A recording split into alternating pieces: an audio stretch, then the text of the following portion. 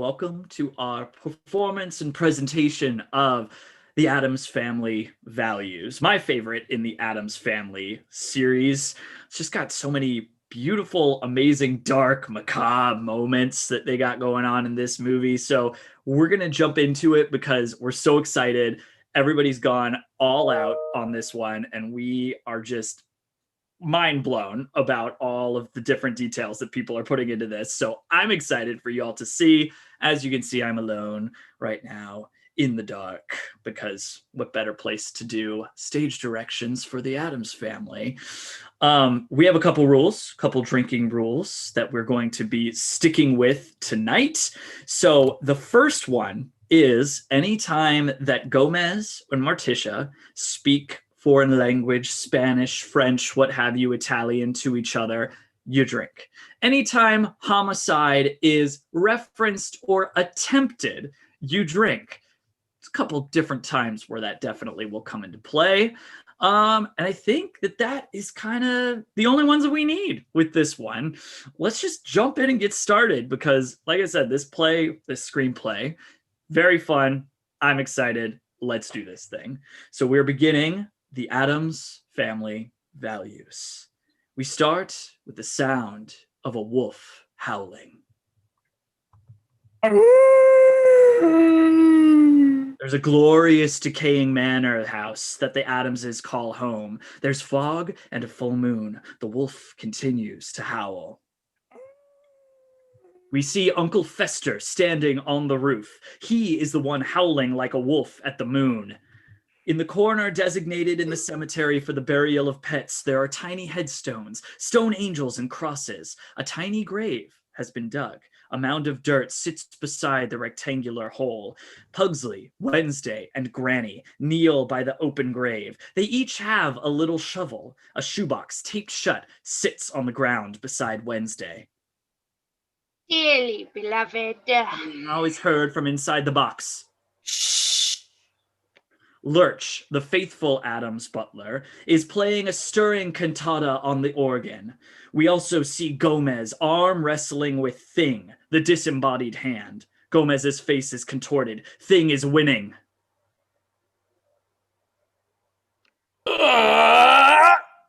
Yes! With a Herculean effort, Gomez pins Thing to the table, winning their arm wrestling match. Gomez and Thing shake hands as gentlemen. Morticia has been watching the wrestling match while knitting. She looks up from her yarn and needles, utterly calm. Gomez. Gomez. Got him yet? Marvelous news. I'm going to have a baby. Right now.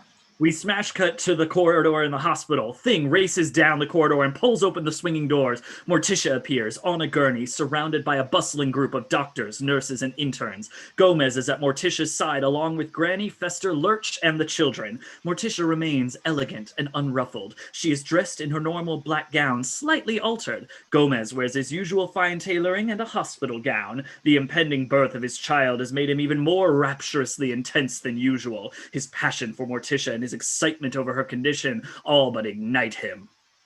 Nurse, how close are the contractions? Every 15 seconds, doctor. Are you in unbearable pain? Is it inhuman? My darling, is it torture? In the waiting room, Wednesday and Pugsley are listening to an obnoxious 10-year-old girl. Granny, Lurch, and Fester sit nearby. And then Mommy kissed Daddy, and the stork flew down from heaven and left a diamond under a leaf in the cabbage patch, and the diamond turned into a baby. Our parents are having a baby too. They had sex. In the operating room, Morticia is in the process of giving birth, still completely serene. She is surrounded by doctors, nurses, and Gomez. Push, Mrs. Addams!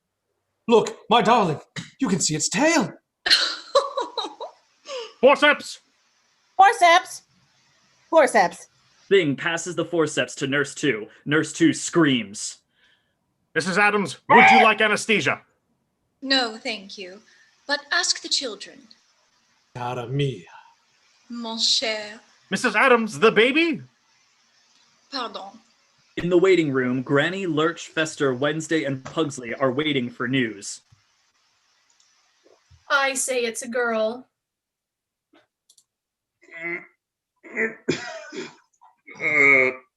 Yes, I say it's a boy. Children, perhaps you're both right. Twins. No. Gomez bursts into the room in ecstasy. He's barely able to speak. Gomez! What news? Father, what is it? It's an Addams! In the maternity ward, a half hour later, we hear tinkling nursery-style music. There's a row of newborn babies in matching bassinets. Each baby is sweeter, more angelic than the last, cooing and gurgling. Each bassinet is labeled. A nurse fusses sweetly with the babies, patting them and adjusting their blankets. Finally, there's one last bassinet labeled Addams. It is black, and the name is in Gothic script. We do not see the baby within. A smiling nurse lovingly reaches down into the bassinet. She sees the baby and screams. In the Addams mansion, the hearse-like Addams town car is pulling up out front. Lurch is at the wheel. There is an especially gloomy corridor within the house with peeling wallpaper and creaking floorboards. Thing scoots down the hall on a 30s-style roller skate, popping wheelies. Gomez and Morticia follow down the hall. I've arranged a little surprise, my dearest. I hope you like it. Thing is on the floor, pushing the door open. In the nursery, the door swings open, and Gomez steps into the room. He gestures. Morticia enters, carrying the baby. Oh, Gomez. The wallpaper is in tones of brown and gray. Playful silhouettes are printed on the wallpaper. Silhouettes of favorite Disney characters in Addams-style animations. Donald Duck roasted on a platter, Goofy foaming at the mouth, and Mickey Mouse caught in a mousetrap. It's enchanting. Cara mia. Gomez takes Morticia's hand and leads her to an elaborate cradle festooned in black crepe. Very Rosemary's Baby. The Addams cradle. Morticia places the baby on the black satin sheets. We still do not get a good look at the baby, but it begins to cry. She picks up a teddy bear. She pulls the string at the bear's neck, and the bear growls in an extremely realistic manner. The baby stops crying, and Morticia places the bear in the cradle. And look! He swings a mobile over the cradle, a foot over the baby's head. The dangling items on the mobile consist of extremely sharp knives. Gomez sets the mobile gently spinning. Tinkly funeral music is heard. Welcome home, my son. In Wednesday's room, Wednesday and Pugsley are sitting on the floor. Wednesday is playing with a baby doll, while Pugsley works with his ancient chemistry set. That's not true. It is so. Everyone knows it. When you have a new baby, one of the other children has to die. Really? It's a tradition. One of us has to go. Which one? Well, they only need one boy. In the nursery, Morticia and Gomez have been joined by Fester, Granny, and Lurch. They all stand over the cradle. We cannot see the baby still. He has my father's eyes. Gomez, take those out of his mouth.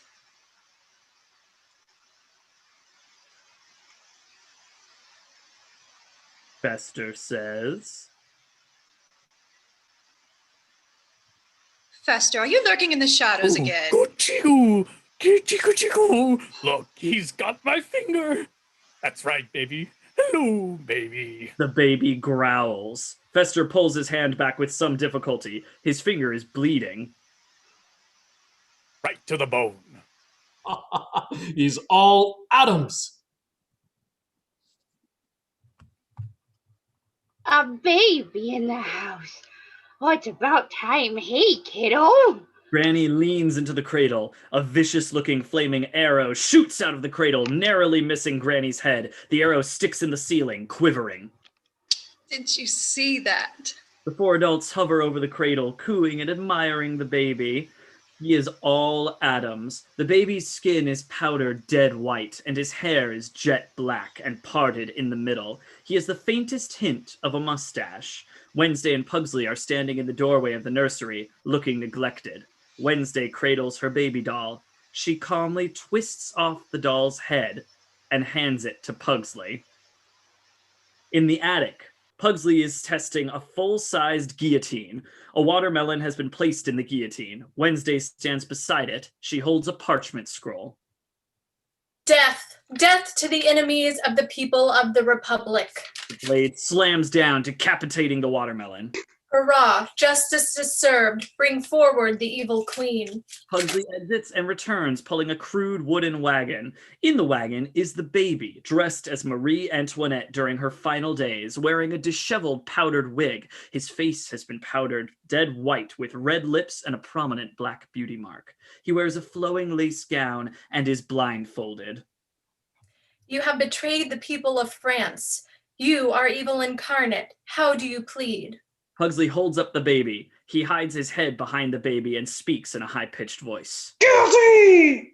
Guilty by her own admission. The sentence is death. Executioner, place her on the block. Pugsley places the baby in the guillotine. 1, 2.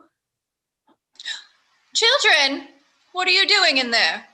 Playing. Playing. 3.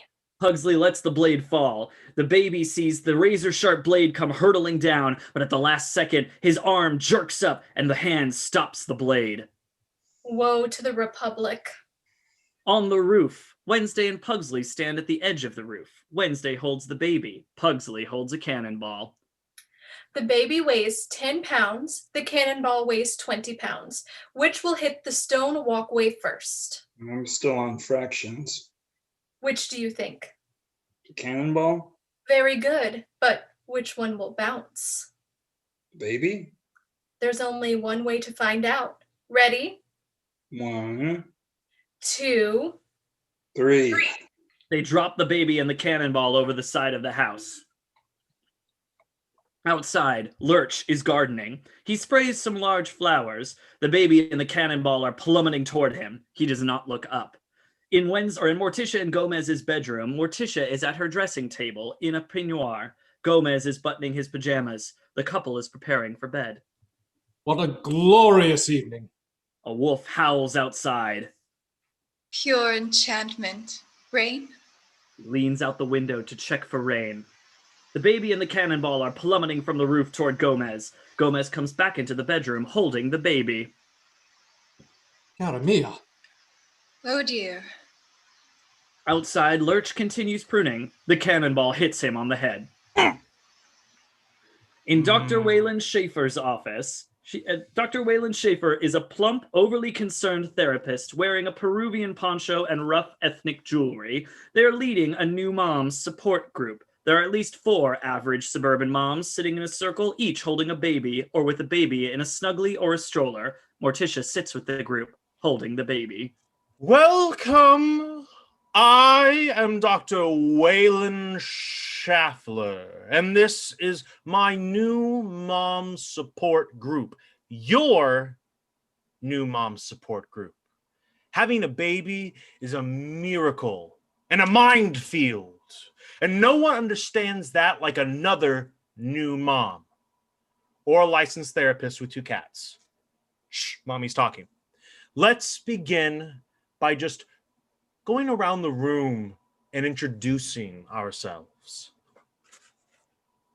Hi, I'm Judy Morgan, and this is Rebecca Marjorie. Rebecca Marjorie is a pink-cheeked little baby in expensive baby togs.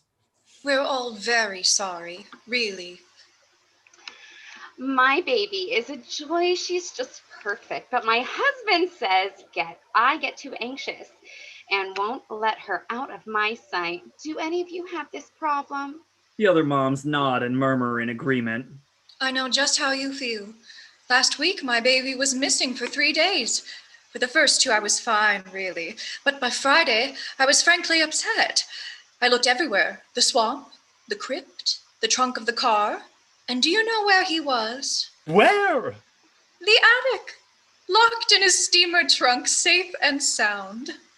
So don't worry. Babies are like mildew. They always come back. Mrs. Addams, just what is your new mom problem? Well, my problem really concerns my other 2 children. They're very jealous of the new baby. Has that happened to anyone else? What do your children do? Well, the usual. They've tied the baby to the lightning rod. They've left him on the road, covered with leaves. Oh, and just this morning, there he was in the garage, covered with honey and red ants. Kids. This sounds very serious. A communication issue, right? You have to reach out to your children and be completely open. You are risking critical dysfunction to the older children and the newborn. Is he adjusting? Is there trauma? Let's hope. Pubert is in his carriage. He now wears a Hannibal Lecter-style face mask as a pacifier. In the Addams' great room, the entire family has gathered. Morticia holds the baby. Gomez sits beside her. They are facing Wednesday and Pugsley. Fester, Granny, and Lurch are seated nearby. Children, why do you hate the baby? We don't hate him. We just want to play with him. Especially his head. Children, do you think we love the baby more than we love you? Yes. Do you think that when a new baby arrives, one of the other children has to die? Yes. Well, that's just not true. Not anymore. It's just sibling rivalry. Gomez, do you remember what we were like? I hated you. Despised you. I choked him until he lost consciousness and had to be put on a respirator. I tied him to a tree and pulled out 4 of his permanent teeth. Brother! Brother! Gomez and Fester embrace. Gomez hurls Fester against the wall, upside down. Then Gomez pulls out a set of dangerous-looking knives from his pocket and hurls them at Fester with great precision. The knives pin Fester to the wall, hoisting him by his clothing. Children, you see? In the cemetery, Gomez and Morticia are seated on a tombstone in the family cemetery. They gaze at each other with longing. Look at you. Midnight. Moonlight. Surrounded by death. It's been too long. Do it. Well, hold him still. There's a sound of a gunshot. You missed. Gomez and Morticia smile, sharing the moment. Then they return to each other. Wednesday, Pugsley. The baby. I suppose we're just like any family in the world. Here, catch. Wait, I don't want him. There's a sound of glass breaking. One house, 3 children, so many windows. He sits on a marble bench. My darling, it's you I'm worried about. The stress, all this squabbling. Oh, I'll be fine. I'm just like any modern woman trying to have it all. A loving husband, a family. I just wish I had more time to seek out the dark forces and join their hellish crusade. That's all. You can. You shall. So it must be. But how? In Wednesday's room, Heather, an earnest young nanny, is seated on the couch. She wears a peasant blouse, a dirndl, and Birkenstocks. Her hair is worn long or in braids. Wednesday and Pugsley face her, standing. Children, as your new nanny, I know we're all concerned about the environment. So this morning, let's discuss how to prevent forest fires. Prevent them? Heather looks disturbed. Later in Wednesday's room, Mrs. Wilfred, a jolly, chirpy English nanny, sits on the couch. She has a hand puppet on one hand. The puppet is perky and fairly standard, with yarn hair and button eyes. She faces Wednesday and Pugsley. Hello, kiddies. I'm Polly the puppet. What shall we do today? I know. Let's all clean our rooms. Wednesday holds up her hand. She has a hand puppet too. Wednesday's puppet is the Red Devil, with horns, a goatee, and a hood. Hello, Polly. I'll clean my room in exchange for your immortal soul. Mrs. Wilfred's mouth is agape, and her hand puppet is staring at her. Later in Wednesday's room, Mrs. Montgomery faces Wednesday and Pugsley. All right, children, I've had it up to here. Now you just answer one simple question. Where is that baby? Which part? Wednesday and Pugsley are standing near the cradle. Both children wear mailman's caps and carry mailman's shoulder bags. We were just playing mailman. Well, isn't that fun? Mrs. Montgomery has now crossed to the cradle. She looks inside and pulls back. And where's the baby? Detroit. In the Addams mansion, another uniformed nanny shimmies down a rope made of knotted sheets, dropping from a second-story window of the Addams mansion. She hits the ground and runs off in terror. In the front hallway, the doorbell is chiming. Lurch opens the front door. Standing outside is Debbie Jelinski. Debbie is somewhere in her 30s. She's very blonde and very curvy, packed into a tight white nurse's uniform. Her personality at first will be that of an innocent Marilyn Monroe bombshell. She is sweet and sexy, perhaps just a bit too much of both. She misses nothing. Hi. Lurch looks rather stunned by Debbie. Addams residence? Lurch nods. As Debbie steps inside and looks around, nothing phases her. Ooh, it's old. Lurch stares at Debbie. She stares right back. And big. Morticia appears at the top of the stairs. Lurch? Lurch looks still rather dazed. Hi. I'm Debbie Jelinski from the agency. The agency?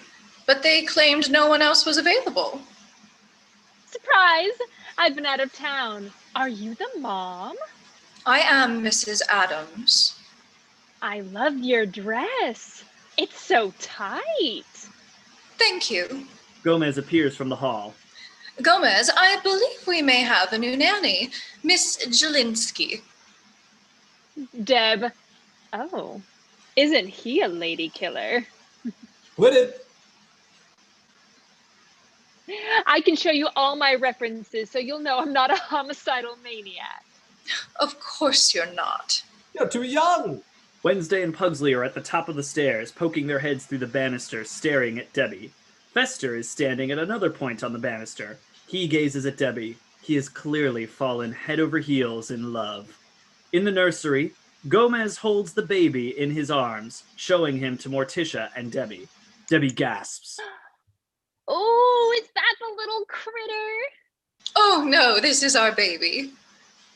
He's adorable. He's perfect. What's his name?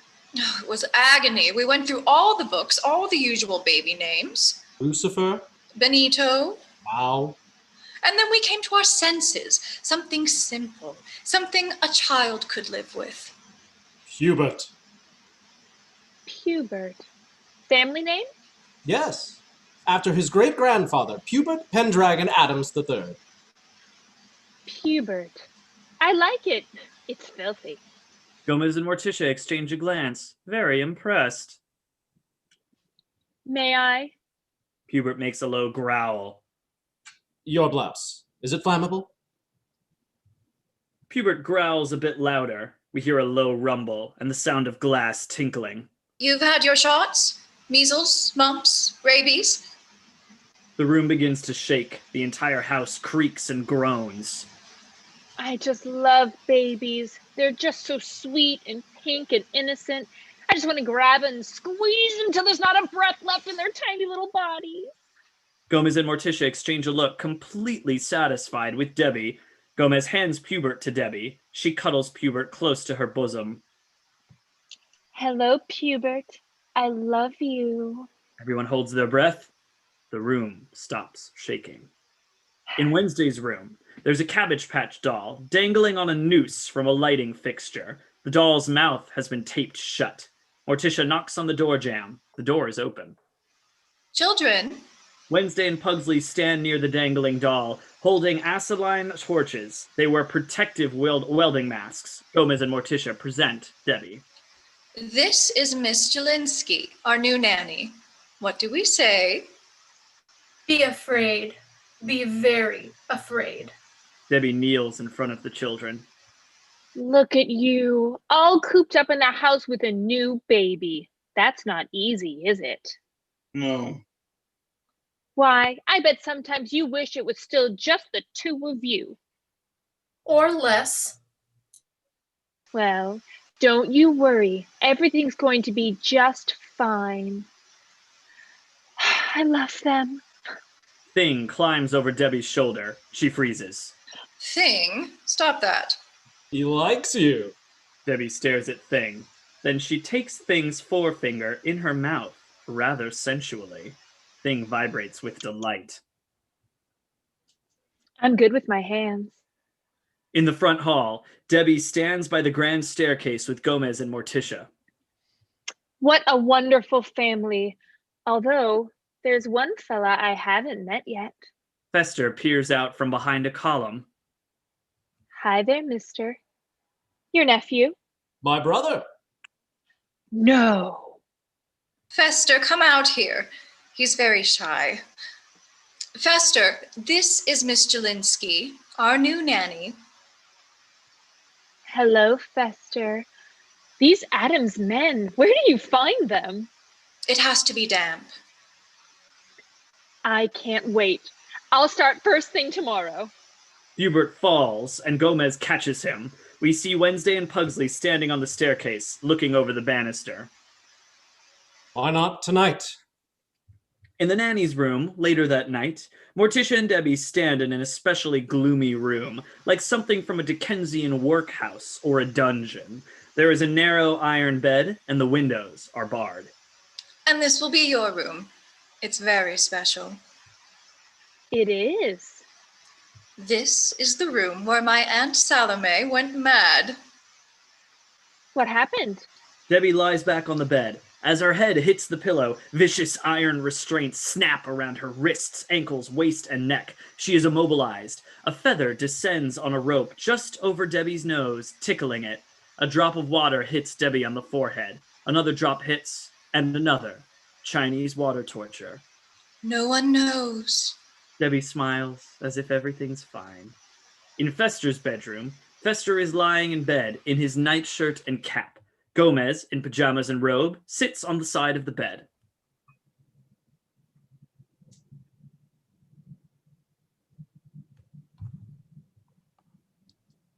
We can't hear you, Fester.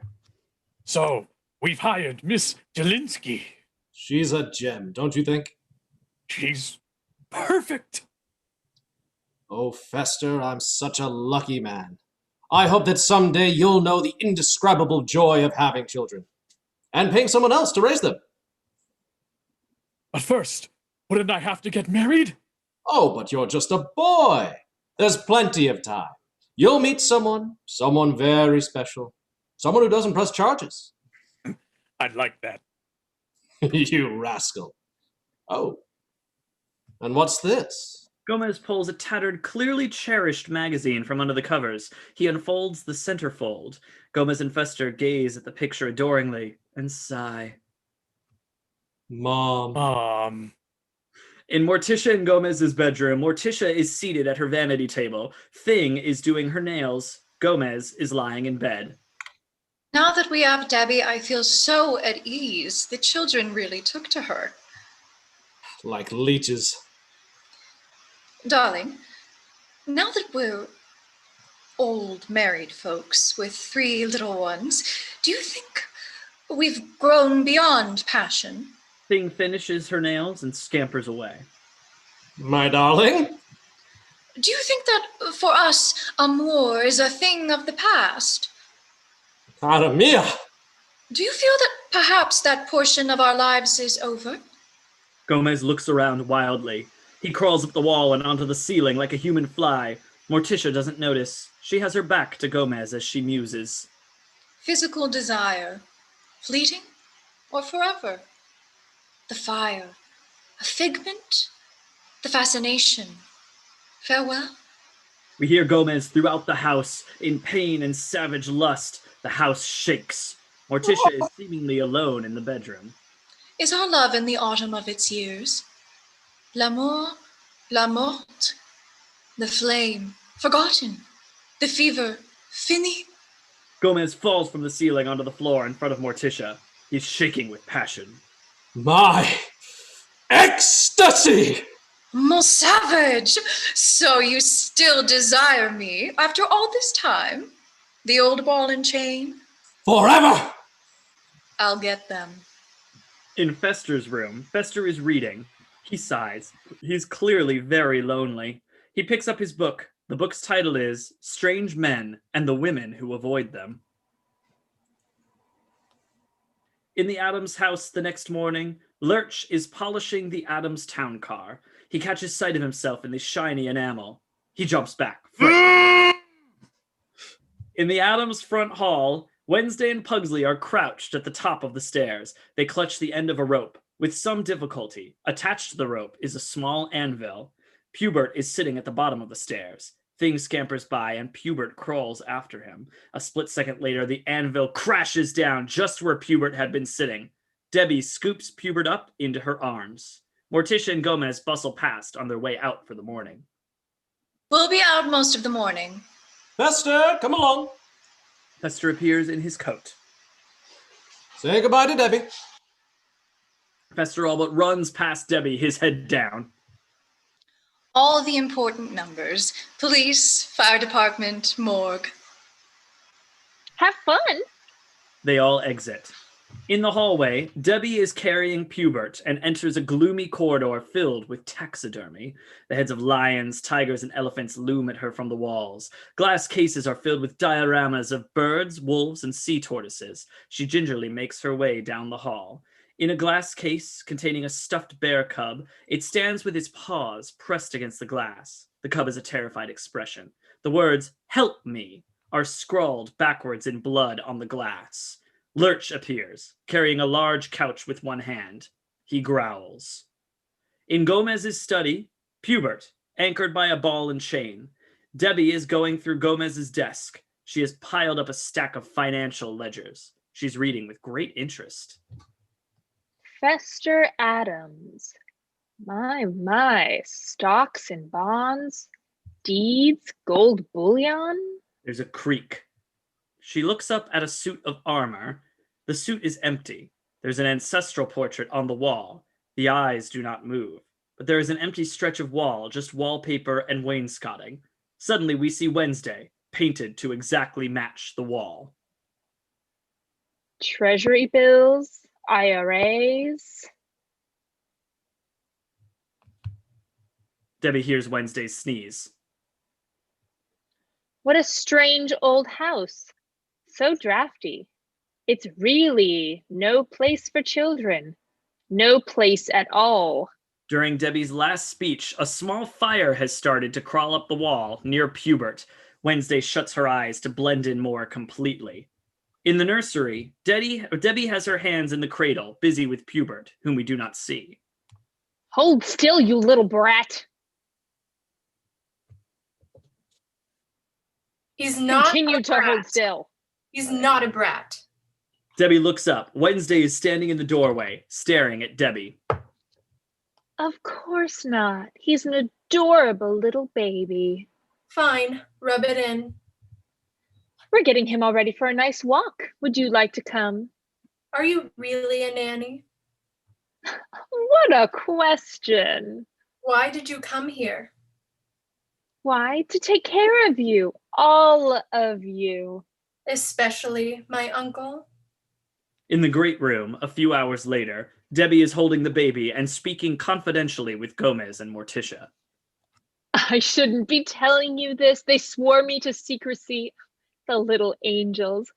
But it's all they want. It's all they talked about all morning. They're just afraid to ask you. They're afraid you'll think that they don't love you. Poor things. It is a bizarre request. Terrifying. They have their hearts set on it. I knew you'd want to know as concerned, caring parents. Oh, Gomez, what do you think?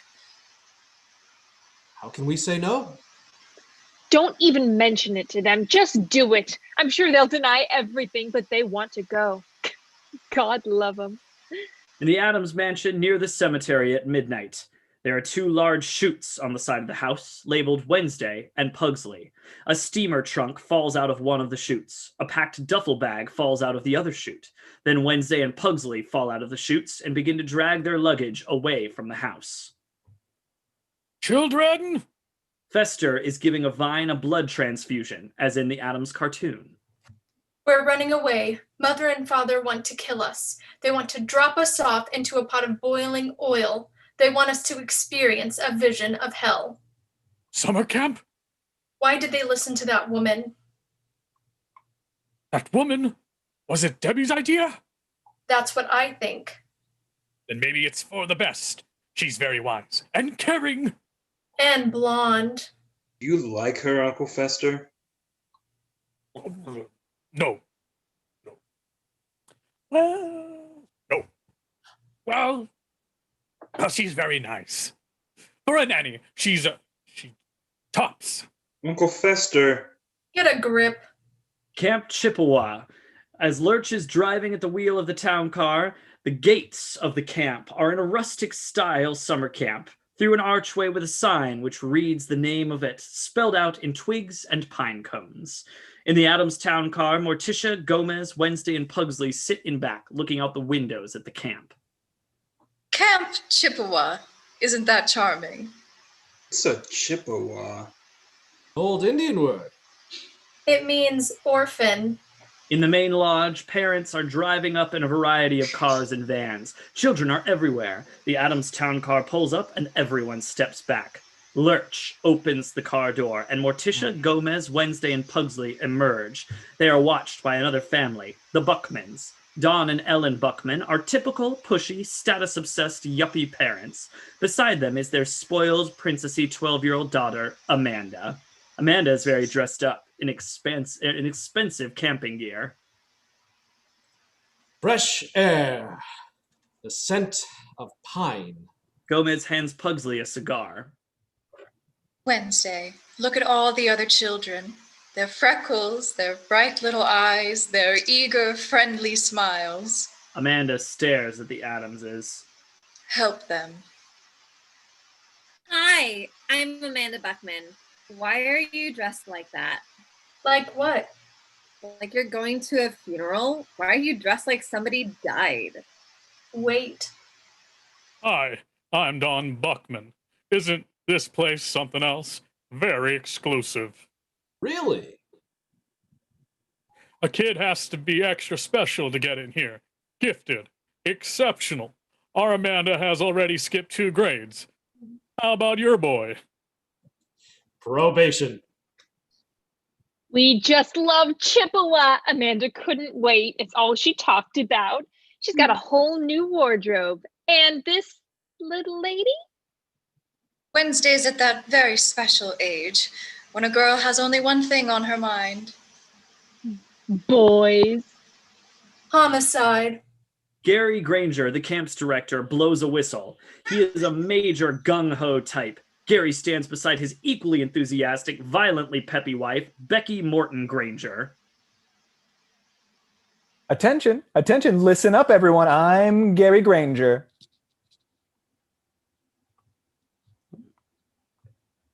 Becky? Oh, Becky's just going to be just a moment.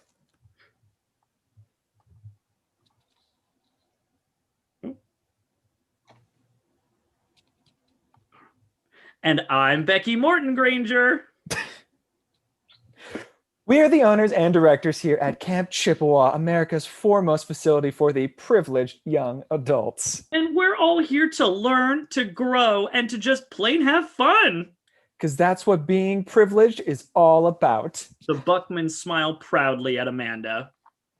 Wednesday. Wednesday is holding a bottle to her mouth. It is a clear antique bottle labeled as poison with the skull and crossbones on the label. Joel Glicker, another camper, is spindly and pale with glasses. He's clearly not cut out for Chippewa. His parents, the Glickers, stand on either side of him, holding his shoulders. Mom, I don't think I like it here. Stand up straight. Smile. Can't breathe. Joel uses an inhaler. Wednesday is taking note. In the background, we see Pugsley standing beside a tree. A noose hangs from the limb of the tree. Pugsley stands on a wooden stool and slips his head into the noose.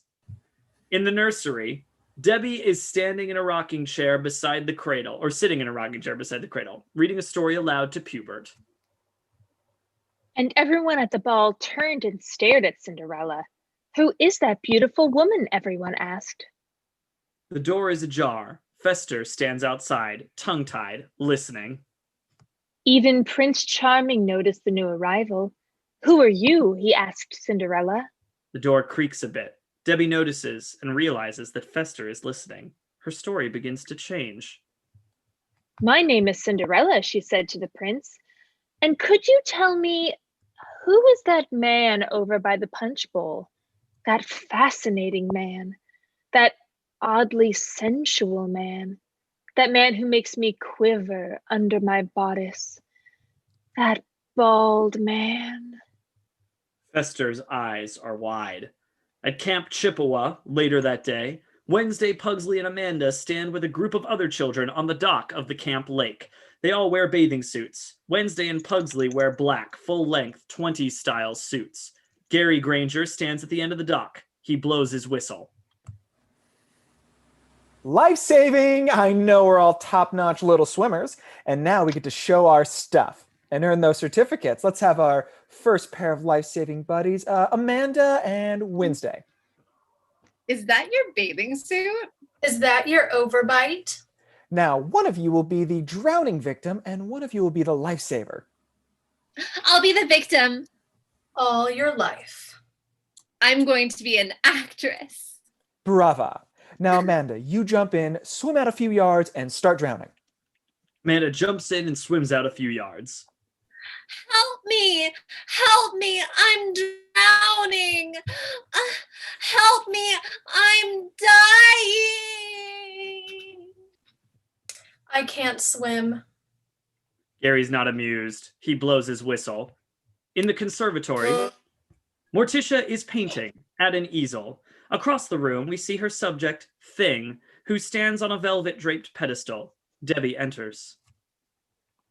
Mrs. Addams? Yes, Debbie. Could I ask you something of a personal nature? Of course. It's just, well, you seem so worldly, so sophisticated. It's clear that you know everything about love. Thing agrees, making the okay sign. Merci. I was wondering, is Fester seeing anyone? You mean, is there a woman in Fester's life? Or his luggage? No, sadly. I've always wondered about that. Fester Addams. He's bloated. He's pasty. He reeks. If I weren't already married. Oh, I know. Debbie? Oh, please, go on with your work. I didn't mean to interrupt. Oh, it's all right. My hand has fallen asleep. Thing is dozing on the pedestal. In Gomez's study, Gomez is standing at his desk, signing documents. With his free hand, he raises his arm and throws a dart. Lurch is standing against the opposite wall. He holds a target on his chest. He looks petrified. He moves the target so the dart hits a bullseye. Fester enters, very upset. She's driving me wild. Oh. Gomez aims another dart. He throws. Lurch frantically moves the target for another bullseye. Debbie! Debbie! Even the sound of her name. Debbie. Isn't it beautiful? It makes me think of vinyl chemicals. Truly, Fester. Has it finally happened? At long last? I don't know. I think so. Gomez gazes at Fester, throwing another dart. Lurch, even more frantic, moves the target, another bullseye. All these years, I've watched you and Morticia from windows, doorways, keyholes. I've been very happy for you, but I have to confess, I've been jealous too. I've dreamed that someday, against all odds, there might be someone for me. There's Thing. Thing is on the desk, looking alarmed. I know, but I want more. legs, elbows, a head. Is that asking too much? 2 legs?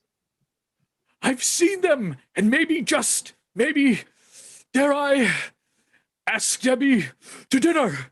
What if she says no? What if she says yes? Oh, Gomez, what if I ask her, would you come? You and Morticia. Of course. Gomez throws his last dart. The dart heads right for Lurch's face. Lurch gulps. He's swallowed the dart.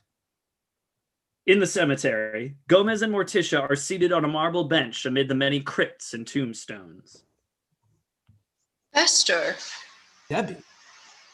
She's blonde. Good with children. A lovely young woman. Morticia turns away, visibly upset.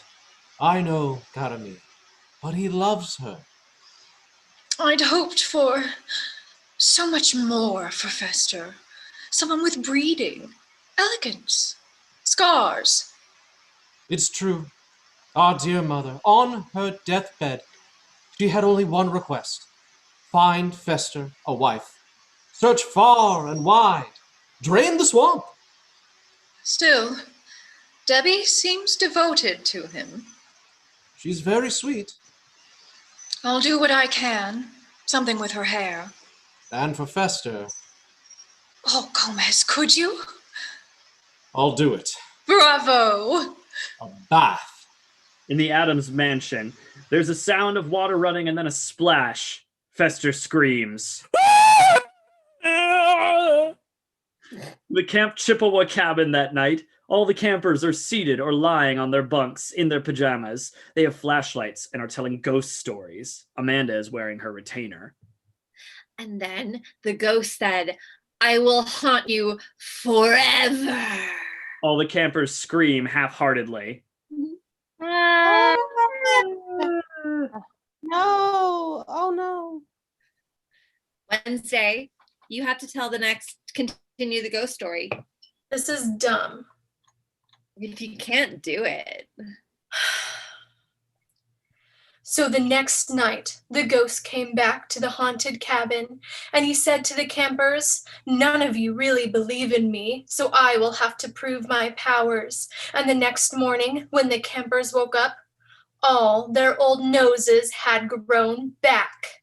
Campers led by a... In the French restaurant that night, there's a fancy restaurant which is in extreme state of mossy decay. It is an ancient, rotting cavern, the walls painted with tarnished gold and red paint the color of dried blood. The lighting is very gloomy, but a decrepit string quartet plays in the corner.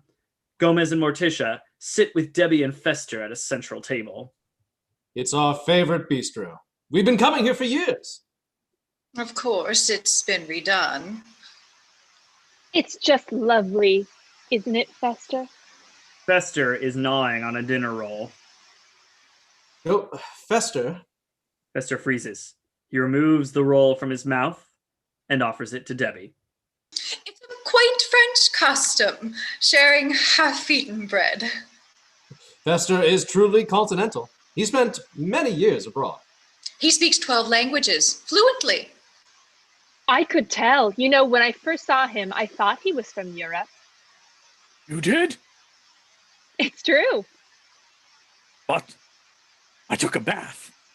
In the ladies' room, Morticia and Debbie sit at the mirror, inspecting their faces.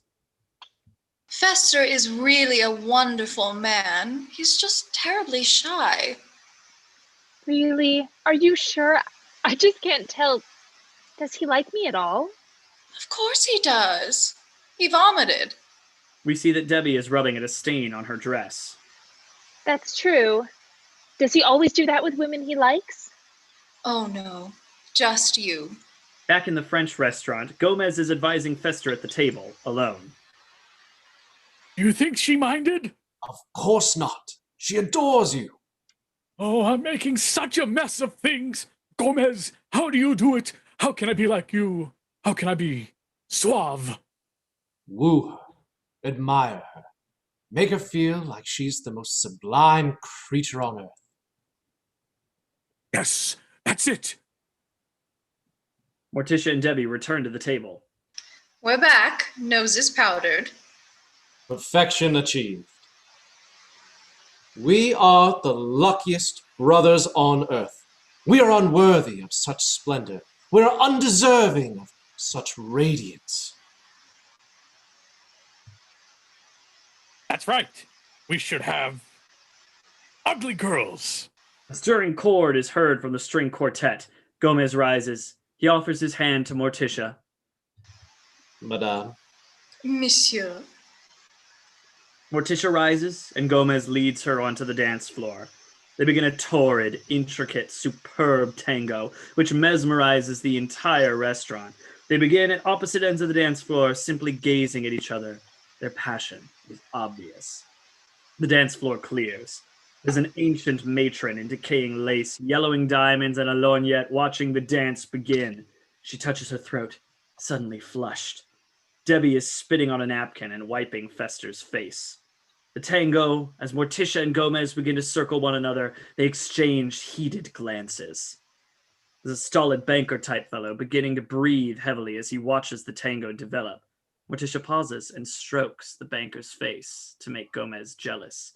Morticia slaps the banker, who all but achieves orgasm. Debbie watches the tango. Fester taps her on the shoulder. Look at me. He has 2 breadsticks inserted in his nostrils. Gomez and Morticia clutch each other's waists and slowly spin. They separate. Morticia blows a kiss to the violinist. Gomez, enraged, grabs a vase of flowers and hurls it against the wall. Debbie shyly offers her hand to Fester, placing it demurely on the table beside him. Fester, tentatively, with great yearning, touches her hand with his fork. At the tango, which has become a grand apache dance, Gomez takes Morticia by the waist and elegantly flings her about. They spin apart, only their hands clasping. Gomez winks at the matron sitting beside the dance floor. Morticia slaps the matron. Morticia flirts with the matron's husband. The matron slaps her husband. Gomez beckons to Morticia and they dance. They swirl apart, and Morticia, with a sweeping gesture, takes a butter knife from a diner's hand. She is about to stab Gomez. Instead, he takes her in his arms and kisses her passionately. As they kiss, the corks from all the champagne bottles in the restaurant, which sit beside every table in silver buckets, pop simultaneously. Geysers of champagne erupt beside every table, drenching the restaurant in a glorious fountain of lust. In the cemetery, later that night, Fester and Debbie are walking alone. How you must hate me. What? Here you are, a debonair man of the world. Oh, I must bore you. Never! Fester, before we go any further, I have something to confess. Something I must tell you. I'm a virgin. You are? Yes. What's that? It's someone who has never experienced physical love. Oh, you mean with another person? Then, Debbie, I have a confession to make as well. I'm one too. You? Yes. But with your looks, your charm, women must follow you everywhere. Store detectives. Oh, Fester, I've always dreamed of meeting someone untouched, someone pure, someone just like you. You'll meet him. And I dreamed that when I met him, that we would wait until our wedding night to give ourselves to one another, to make the ultimate sacrifice. Goat? Until now, I thought it was impossible, but Fester Addams, I love you. You do? Please, be brutally honest. I have to know. How do you feel about me? I love you. I worship you. I'll do anything for you. I'll pay. Fester! Debbie! They embrace chastely. The statue of Apollo and Aphrodite Addams are also embracing. A black widow spider crawls down Apollo's forehead. In the nursery, a few minutes later, Morticia and Gomez are standing over the cradle, arm in arm, watching Pubert sleep. Look at him. So peaceful. There are now iron bars across Pubert's cradle. This evening, as I watched Fester and Debbie, I kept my fingers crossed. I hoped. I prayed. Let them fall in love. Let them know happiness. Let them adopt. Gomez! Morticia! Great news! Something impossible! A miracle! The rash? It's gone. I'm engaged! Debbie enters shyly and holds out her hand. On her finger is an enormous diamond ring. That ring? It was our mother's. She was buried with it. Debbie holds up a dirt-encrusted shovel. She and Fester kiss. Thunder and lightning crash. In the nanny's room, Debbie is lying in bed in her stark chamber. She has set up a small black and white portable TV on a chair. She's watching it, her face bathed in the light from the set, watching America's most disgusting unsolved crimes. Tonight, on America's Most Disgusting Unsolved Crimes, we investigate the case of Ursula. The screen shows Debbie, disguised as a moody Scandinavian blonde. Carmen. The screen shows Debbie, disguised as a tempestuous raven-haired Latina. And Nadine. The screen shows Debbie, disguised as an Margaret redhead. 3 very different women, with one thing in common. The photos are shown together. Murder! And they are all the same woman, and she is known by the police as a Black Widow. She mates and she kills. She investigates wealthy men, finding the richest, loneliest bachelors. On the wall of the room, it's covered with photos of Fester and newspaper clippings with headlines which read, Addams' fortune still intact, bizarre family, one of America's gold mines. And then she gains their trust and their love. Finally, she marries them and kills them on the wedding night. The deaths appear accidental, and after the funeral, she disappears, cash in hand. But the money never lasts. There's a pile of singles and some change on Debbie's dresser. And soon the Black Widow is hungry again. Hungry for cash. Hungry for love. A mistress of disguise, she has eluded the authorities for years. Who is she? And what seemingly innocent pose will she assume next? There's a mock-up of other possible disguises taped near a cracked mirror. Debbie in a page boy and glasses, Debbie with freckles and pigtails, and a picture of Kathy Lee Gifford. All we can say is, bachelors, beware. In the nursery, Pubert's cradle sits by a window. A jet of flame shoots out of the cradle, thunder and lightning. In the cabin, Wednesday is asleep in her bunk. As the lightning strikes, her eyes snap open. She knows something is wrong. In the dining room, Morticia, Gomez, Fester, and Debbie are all seated at the breakfast table the next morning. Debbie holds Pubert. Granny and Lurch are serving the meal. Fester, engaged to be married. I owe you 50. Porridge? Yes, please. Today I'm so happy I could eat a horse. Suit yourself. We're all so excited for the two of you, and we'd love to meet your family and have them for dinner. Are they big people? Meaty?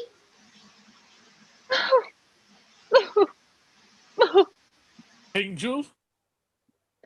You're all so kind. It's just my entire family. There was a horrible accident years ago when I was just a child, and an explosion. An explosion? Nothing left? Arms? Nothing. No one. Well, from now on, we are your family, and everything we own is yours. Is there a complete list?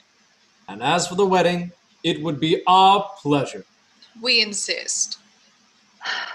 You people. There's just so much love in this room. In the Camp Chippewa cabin, all the campers sit on their bunks for mail call. Gary and Becky stand in the center of the room holding stacks of letters and postcards. Mail call, Addams. Gary tosses Wednesday an envelope. Buckman, Barkley, Castleman, Calloway, Dexter, Donovan, Edwards, Evans, Finley, Fisher, Farmingham, Gidley, Green, Garner, Harper, Hampton, Hastings. Becky tosses more mail to the campers. Oh no. What is it? This is unspeakable. Is something wrong, Wednesday? Bad news? This is the worst thing that has ever happened in the history of human events.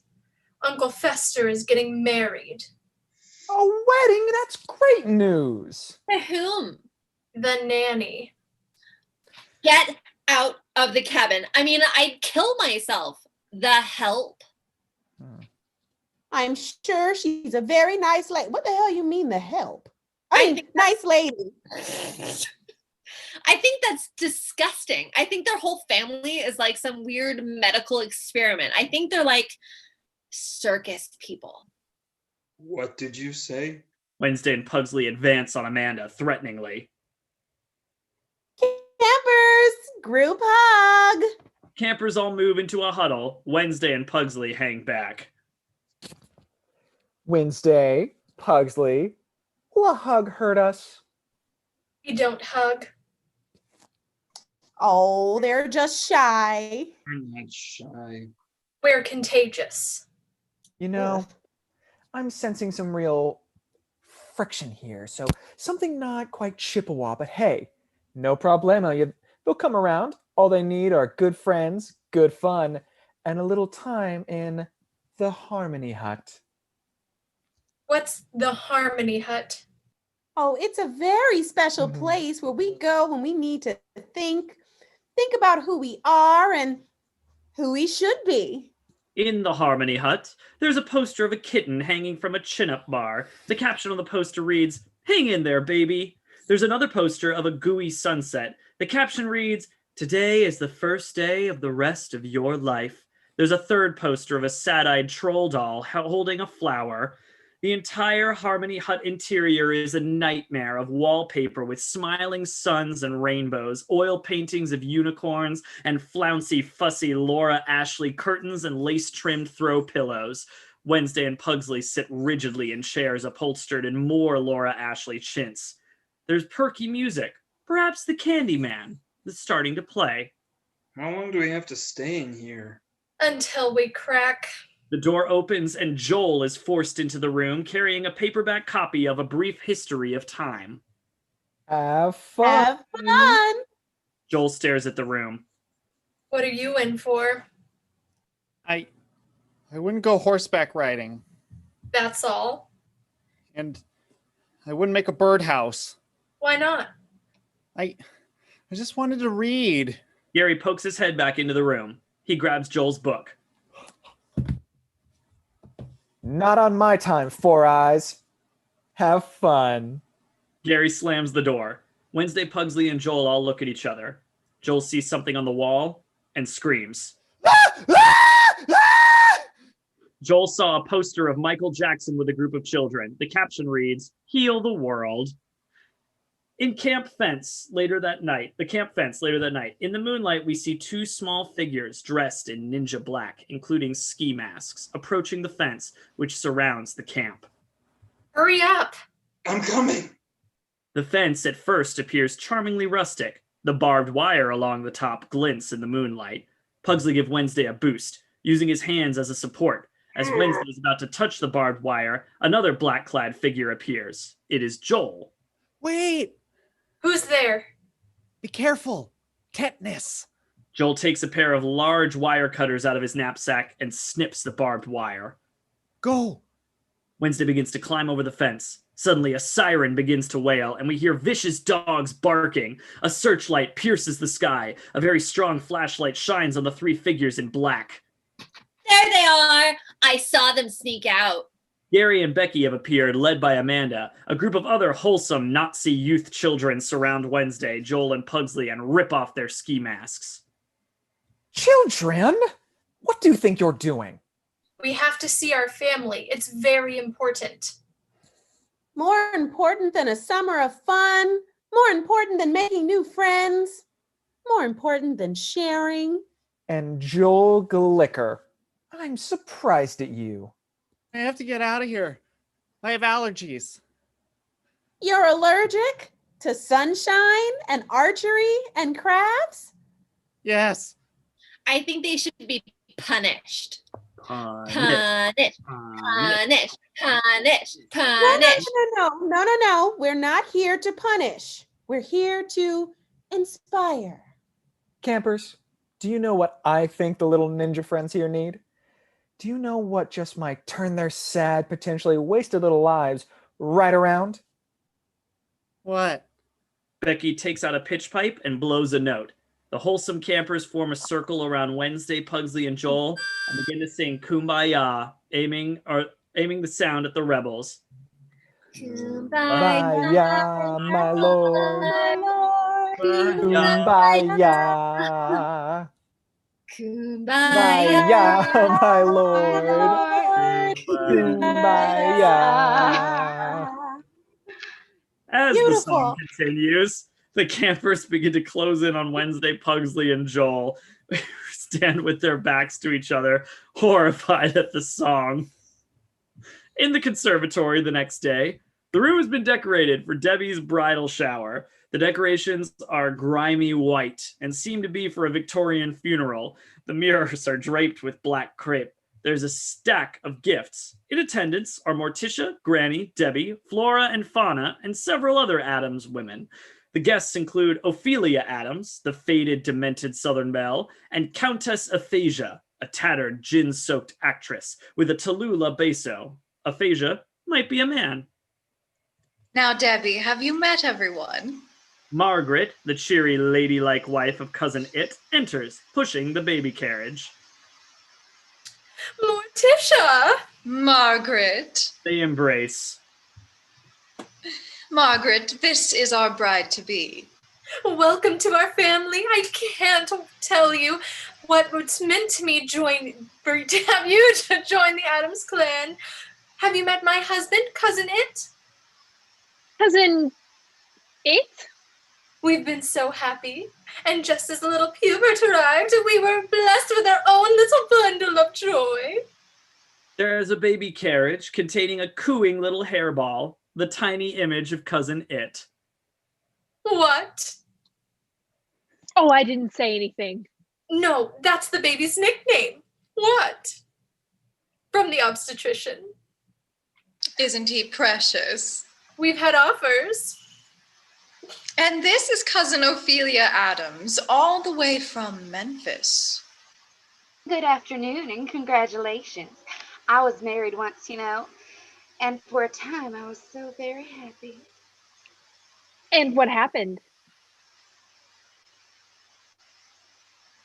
I don't know. Am I dead? And this is the Countess Aphasia Dewberry Addams. She's an actress. Enchantée. Have you seen any of my films? I'm not sure. Were you in the army? In Camp Chippewa, a volleyball game is in progress. Wednesday, Pugsley and Joel stand in the back row, utterly disinterested. Are you really allergic? Huh? It's almost everything. A volleyball hits Joel in the head. He ignores it. Mr. Glicker! No, you're not. Him too. I can't have dairy products, or wear wool, or drink fluoridated water. Another volleyball hits Joel on the head. He ignores it. Someone's not trying. Do you know what happens if my mom uses fabric softener? What? I die. 5 volleyballs hit Joel. Glicker! Glicker! In the Gomez's private retreat.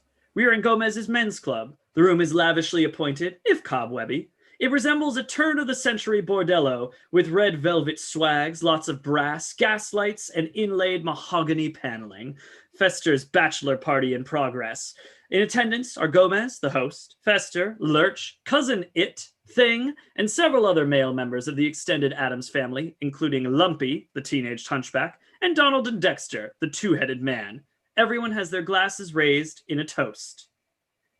To Fester! Everyone cheers and drinks. Lurch? Lurch lowers the lights. Thing operates an ancient movie projector. All the guests are lined up on couches and armchairs, watching the film being projected on a sheet tacked to the wall. First, we see a few feet of blank film. Then we see, in black and white, a Victorian harem-style room. All throw pillows, fringe, palm trees, and overstuffed divans. A plump woman, dressed in a rather covered-up harem costume, dances clumsily into the frame. Fatima. Woman of 1,000 mysteries. Fatima is doing a mildly lewd, totally klutzy belly dance. Dance, harem temptress. Dance for Festa! Take it off! Her dance. She removes her head, holding it by the hair. She tosses the head at the camera. Fester sees Fatima's head landing in his lap. It winks at him. Thing, his finger caught in the film reel, is spinning around. Later in the conservatory, the shower is in high gear. Debbie is opening a box. She takes out some stained, ripped, clearly used lingerie. Aphasia. You shouldn't have. Something old. Morticia hands Debbie another box. For me. It's for your wedding night. Debbie removes a primitive African-style carved statue from the box. It's beautiful. I can't remember. It's either a fertility god or the source of all despair since the beginning of time. There's the receipt. Back in the private retreat, everyone is drunk and happy, singing the last few bars of For He's a Jolly Good Fellow to Fester. Which nobody can deny.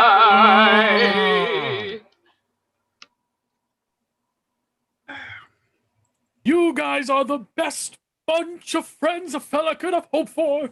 What a night! And now, for the piece de resistance. Lurch rolls in an enormous cake, over 6 feet high. A drum roll is heard. Ta-da!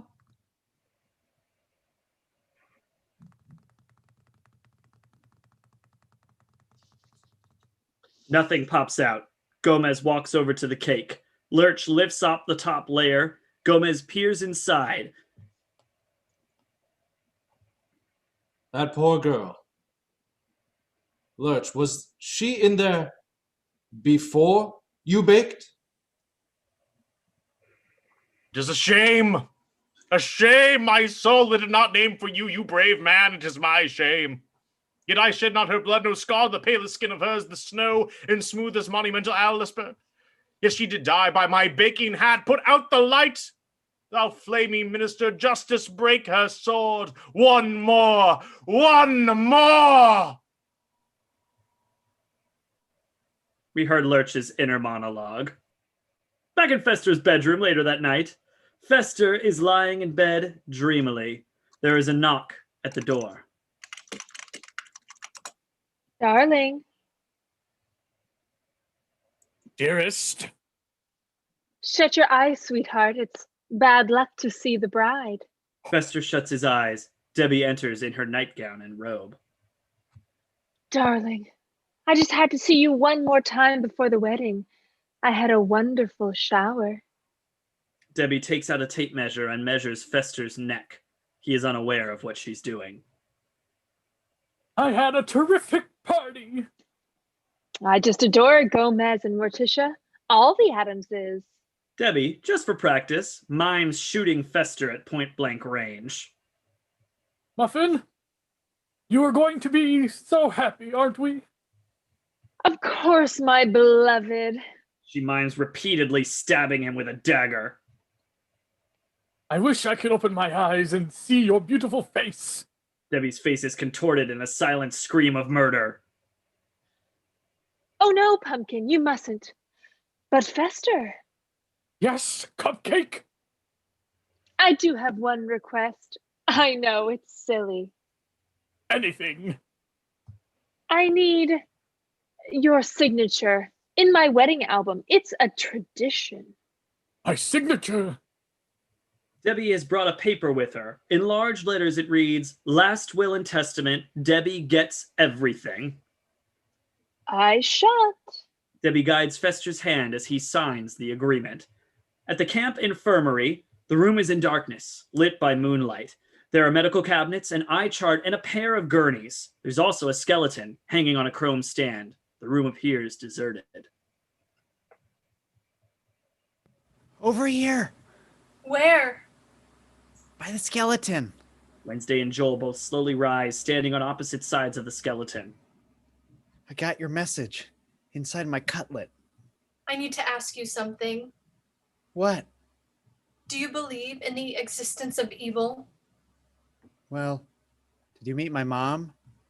My Uncle Fester is about to get married to this woman in a white uniform, A radiologist. a nanny. But I have to go to the wedding. I have a pass. Do you want to come? You mean like on a date? No. I'd love to. Hello? Is someone in there? Wednesday and Joel stare at each other in panic. The glass door of the infirmary has flashlights shining through it. Who's in there? The door swings open. Gary and Becky point their flashlights around the room. They illuminate the bodies of Wednesday and Joel, now lying under sheets on the gurneys, completely covered. It's nothing. Must be the Morrison twins from this afternoon. Oh, of course. Bungee jumping? Square dance. They shut the door. In the cemetery, Lurch is at the organ, which has been moved outdoors. He strikes up "Sunrise, Sunset." The wedding guests are seated among the tombstones, and an aisle has been created. The guests are all in place, all variously bizarre members of the Addams clan. Joel, watching from a seat near the front, is enthralled. He wears a yarmulke. Wednesday comes down the aisle, very depressed. She drops rocks out of her basket, which thud to the ground. Pugsley comes down the aisle as ring bearer. He carries a satin pillow. On the pillow is Thing. Debbie appears in her bridal gown, holding her bouquet. She is radiant. She walks down the aisle. At the altar, the ceremony is underway. Gomez and Morticia stand to one side, looking very glamorous. Fester and Debbie face each other. Wednesday and Pugsley stand off to one side. Granny holds Pubert. The minister is facing the family. The minister is Cousin It.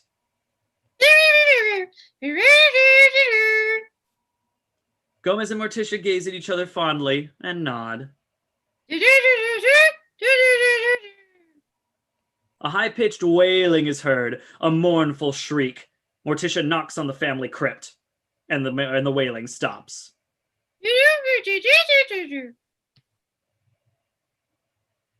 I, Fester Addams, do hereby declare my unending love. I will worship you forever. I will devote my every waking moment to your happiness alone. Henceforward, I am your eternal and helpless slave. Nice. Ditto. Debbie looks at Cousin It. She makes a hand gesture. Keep it moving. I do. I do. I'm there.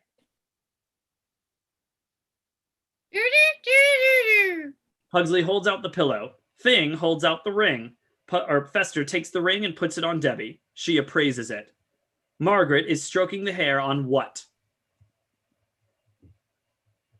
A man and a woman. It could work.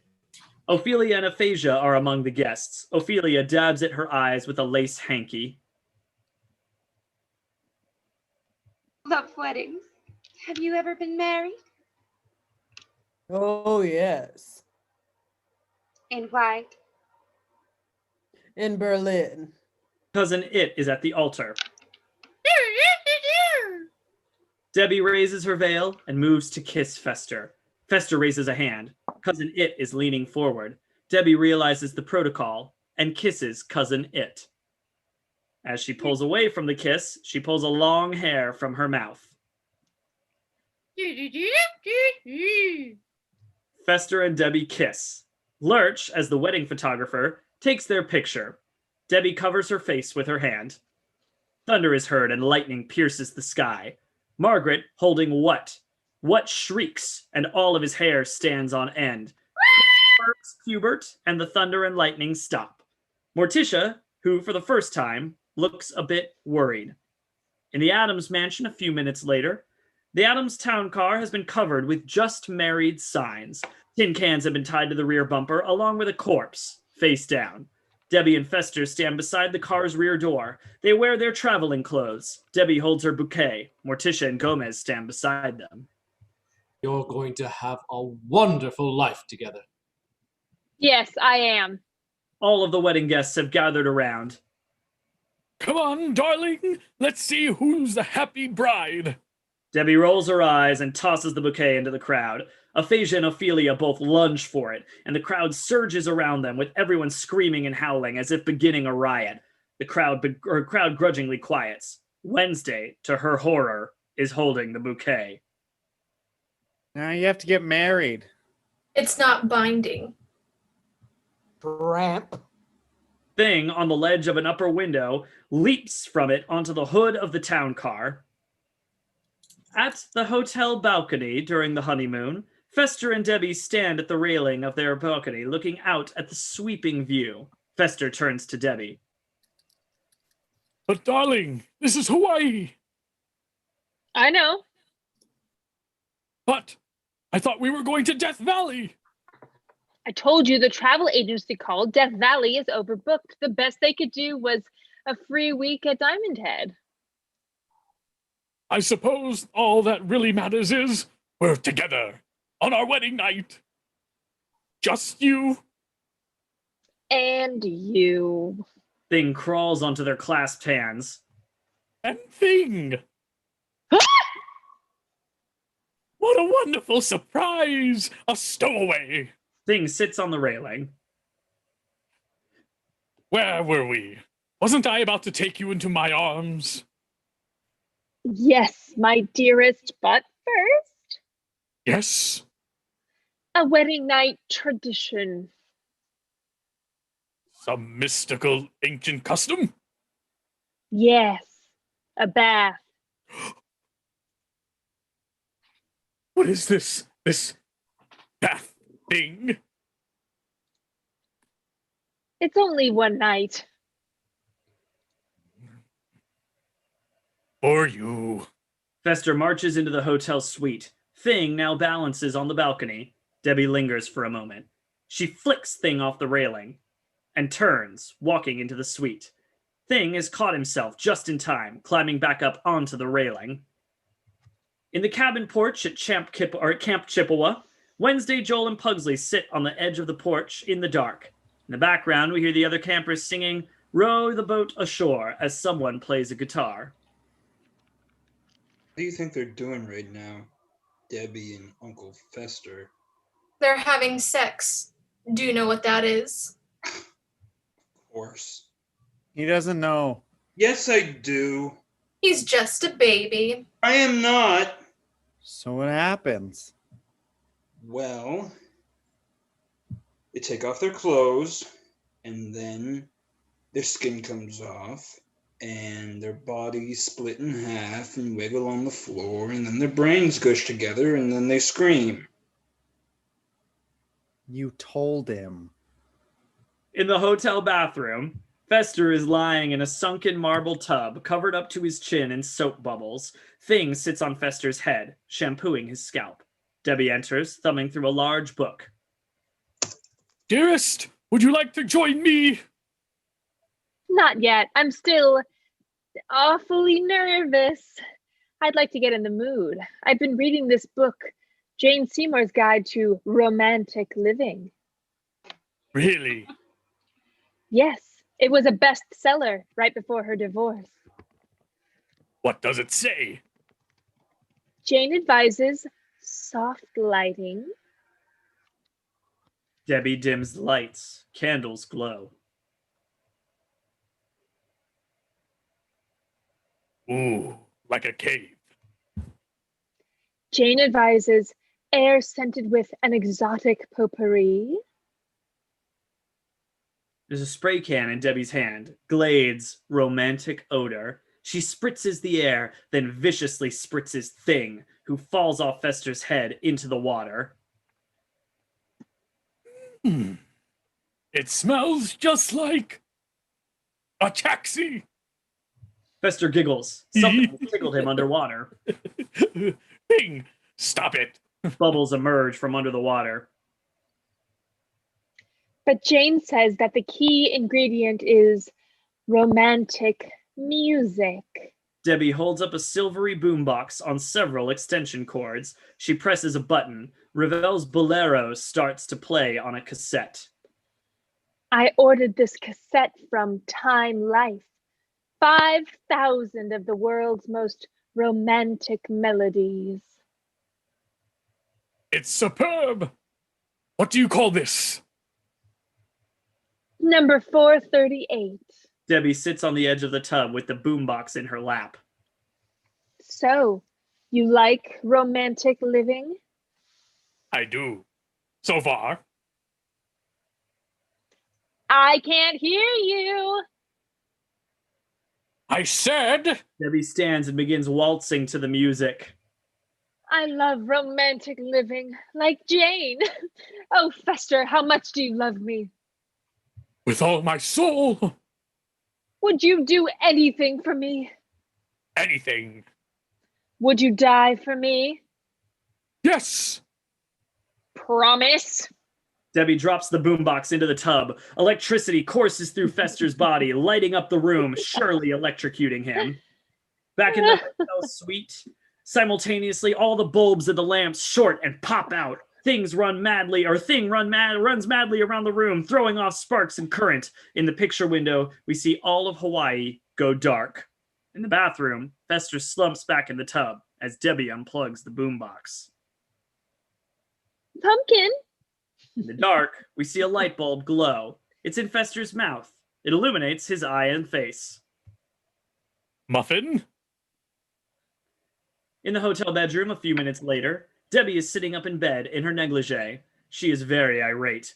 She holds a remote control and keeps changing the channel on the set across the room. The TV set features a scene from Fatal Attraction. Fester sits beside Debbie. He gently takes the remote control.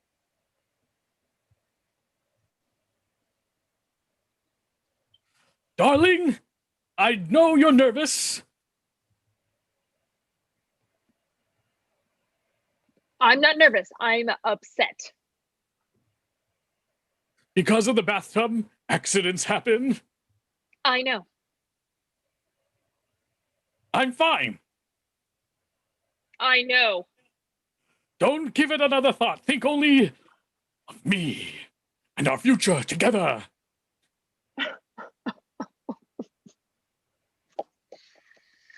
Don't be frightened. I'll be gentle. This is as new to me as it is to you.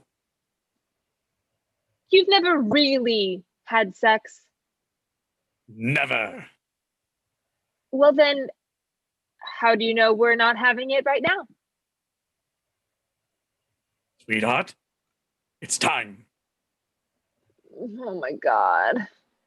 The most beautiful moment between man and woman will be just like Gomez and Morticia.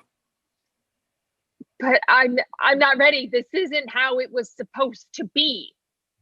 Darling, don't worry. We're on Addams now. Pretend we're at home, in my room. Granny down the hallway, Lurch by the door. Oh my God. Please, what is it? What do you need? Debbie stares at him. She begins to concoct a new plan. Her mood changes. Only you, my dearest. Really? Fester, I'm ready. I love you. I want you. Just one thing. Gomez told me. No giggling. And? No hand puppets. And? What? After we have made love, you can never see your family again. What? Otherwise, I could never really enjoy myself. I could never give myself completely. Unless I never see my family again? If I picture them in our lives, I could never achieve, you know. Ever? Don't you love me? Of course, of course. Don't you want me? Yes. Debbie grabs Fester and kisses him. She pulls away. Never, stud. What? Debbie does something wildly arousing to Fester's loins. Fester moans. He nods his head in assent, mouthing the word, never. Debbie's shoulder, as her negligee falls, we see her tattoo of a black widow spider in its web. On Debbie's makeup case, standing open in the corner of the room, Thing crawls out. He sees Debbie and Fester making love. He leaps back into the makeup case. Then he emerges again, slowly, to watch. In the conservatory, a few mornings later, Gomez and Morticia are having breakfast. Morticia is going through the mail. Gomez stands over Pubert's cradle. It's so odd we haven't heard from them. Been almost a week, hasn't it, little fellow? Pubert is wearing sunglasses. Look at him. Too much fun at that reception. Gomez cracks an egg into an open baby bottle. He adds Worcestershire sauce and a dash of vodka, caps the bottle, and shakes it. Hair of the pup. Gomez gives Pubert the bottle. The doorbell chimes. In the entry hall, Gomez and Morticia are on the stairs. Lurch has opened the front door. Two moving men stand in the hall. Addams residence? Lurch nods. We're here to pick up all his stuff. Whose stuff? Fester Addams. He wants it out of here. You must be mistaken. We got a list. The paperclip collection, underwear, 1 pair, box of dirt. Granny appears carrying the box of dirt. One of the moving men reaches for the box. My dirt! Gomez and Morticia look at each other, very disturbed. At Camp Chippewa, in the archery range, a group of campers stand in a line, waiting their turn to shoot arrows. Wednesday stands with Joel and Pugsley.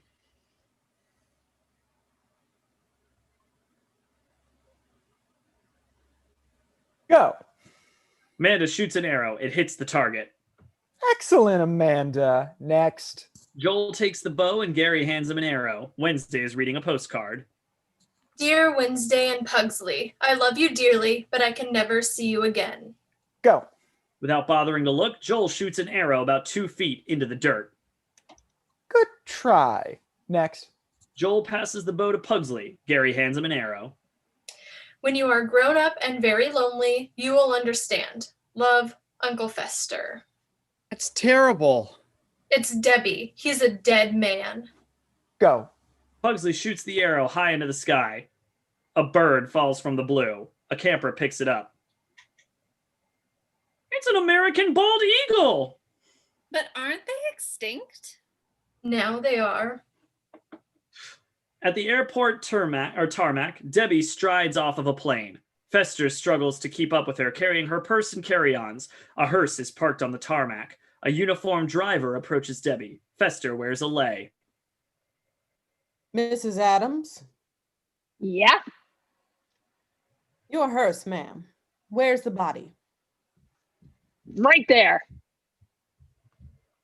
But he's alive. Tell me about it. In the airport parking lot, Fester is loading Debbie's mountain of matched luggage into the trunk of a gleaming new Lincoln Continental. The car's doors are open. Debbie waits impatiently, applying lipstick in the mirror of a compact. Where do we get this car? I bought it on our charge card. But it's so new, so white. Bone. I like it. And I love it. Fester, we may be together for a while. All our lives, cara mia. What? Mon cher. Speak English. Pumpkin. And if I have to be seen with you, we need to make some changes. Car's license plate reads Debbie 1. The car drives off. In Debbie and Fester's new house, moving vans are parked in front of a garish suburban estate. Debbie is supervising the movers. Fester stands near a truck with his back to the camera. Watch it, you bozos. That's Louis Couture. Fester, get over here. Fester is staring at the reflection of his made-over self in a mirror leaned against the truck. He wears a toupee and trendy clothes. It itches. Don't touch it, not until the scab falls off. Do you think these clothes are really me? Of course not. That's the point. A mover approaches Debbie carrying a lamp. Ma'am, where do you want... Oh, sorry. Ma'am, where do you want this? Second floor, the boudoir. And be careful.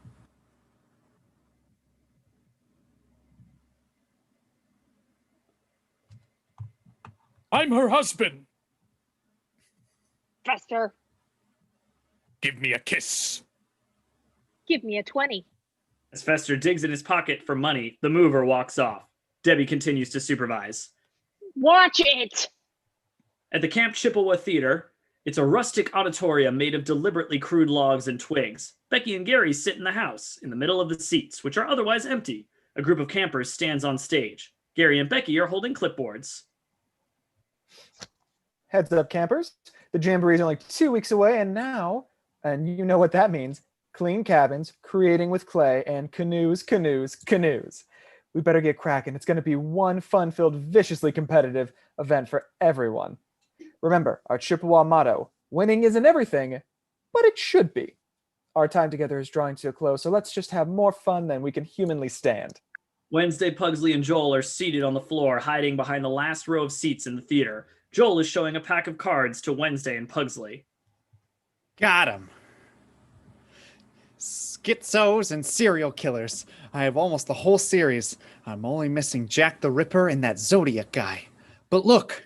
There's a card with a picture that might be Debbie in one of her disguises. It might be her. The Black Widow. At least 3 rich husbands, all dead. I'll trade you.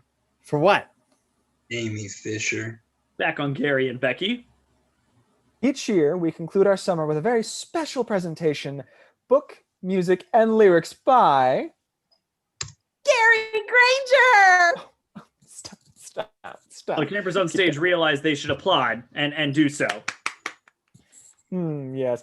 This year, the old bean has come up with something very exciting. My personal salute to the first Thanksgiving. Now we've thought long and hard about choosing just the right little actress for the leading role of Sarah Miller, the beautiful and kindly pilgrim lady. Amanda is sitting with her friends who all point to her, faking modesty and pointing to someone else. We have selected Amanda Buckman. No. Oh. And for Amanda's pilgrim pals, Lily, Jennifer, Tiffany, Missy, Michelle, Melissa. Amanda's friends scream and hug each other. But of course, not everyone can be a star. Let's not forget our cheery little Chippewas, Mordecai, Yang, Esther, Miriam, Joel, and I'm not sure just how to pronounce this. Jamal? There's a silent group of outcast campers, various minority members. I don't know how I feel about that, but moving on. As their leader in the secondary but still compelling written role of Pocahontas, guess who we have in mind? That's right, our own little brunette outcast, Wednesday Addams.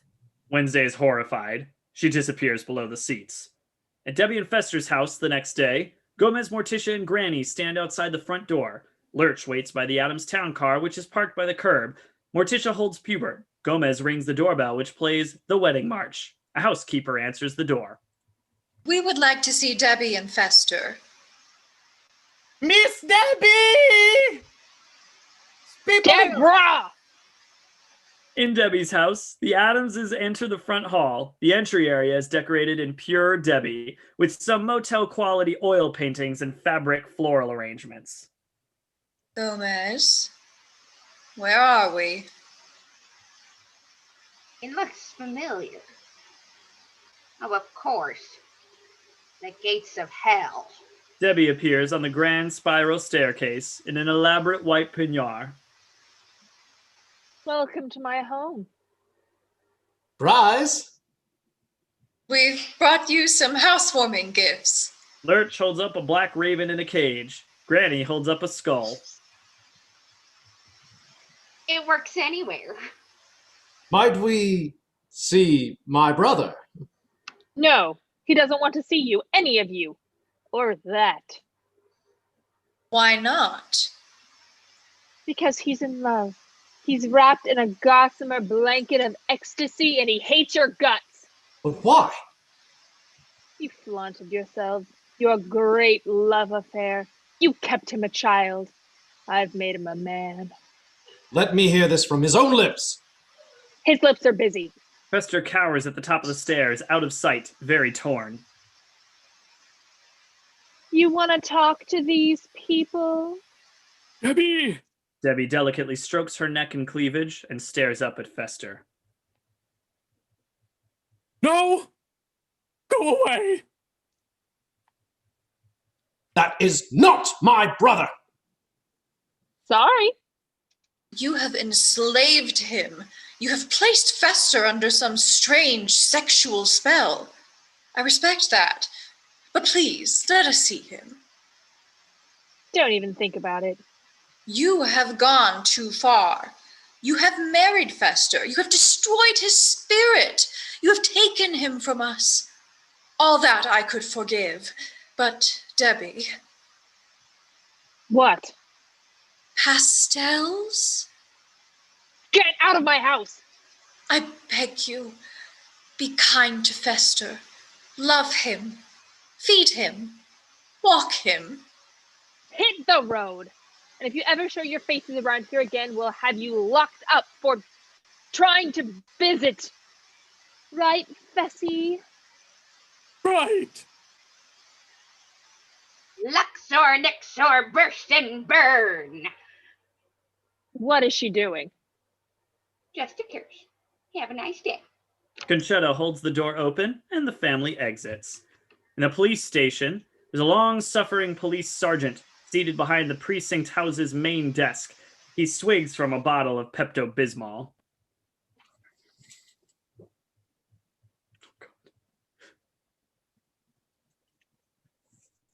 I'm warning you. I've had a bleeding ulcer. I have kidney stones, and I have a headache. Don't push me. Of course, officer. But I have one single request. Yeah? I demand justice! Someone has married my brother! No. She took him to Hawaii! Get out of here! They have moved into a large, expensive home where they make love constantly! Oh, you got proof? Polaroids? Arrest her at once, without delay! Who? Debbie, my brother's wife, the temptress of Waikiki! Thing strides onto the desk and bangs his fist for emphasis. Don't I know you? Thing? Lousy pickpocket. Why I oughta... Let me get this straight. You want this babe arrested because she and your brother are having too much fun.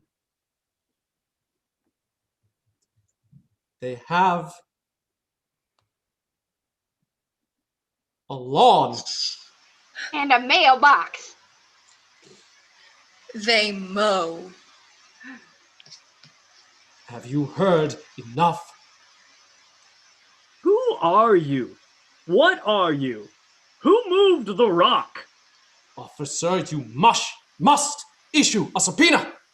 I believe they own... Gomez, no! A Buick!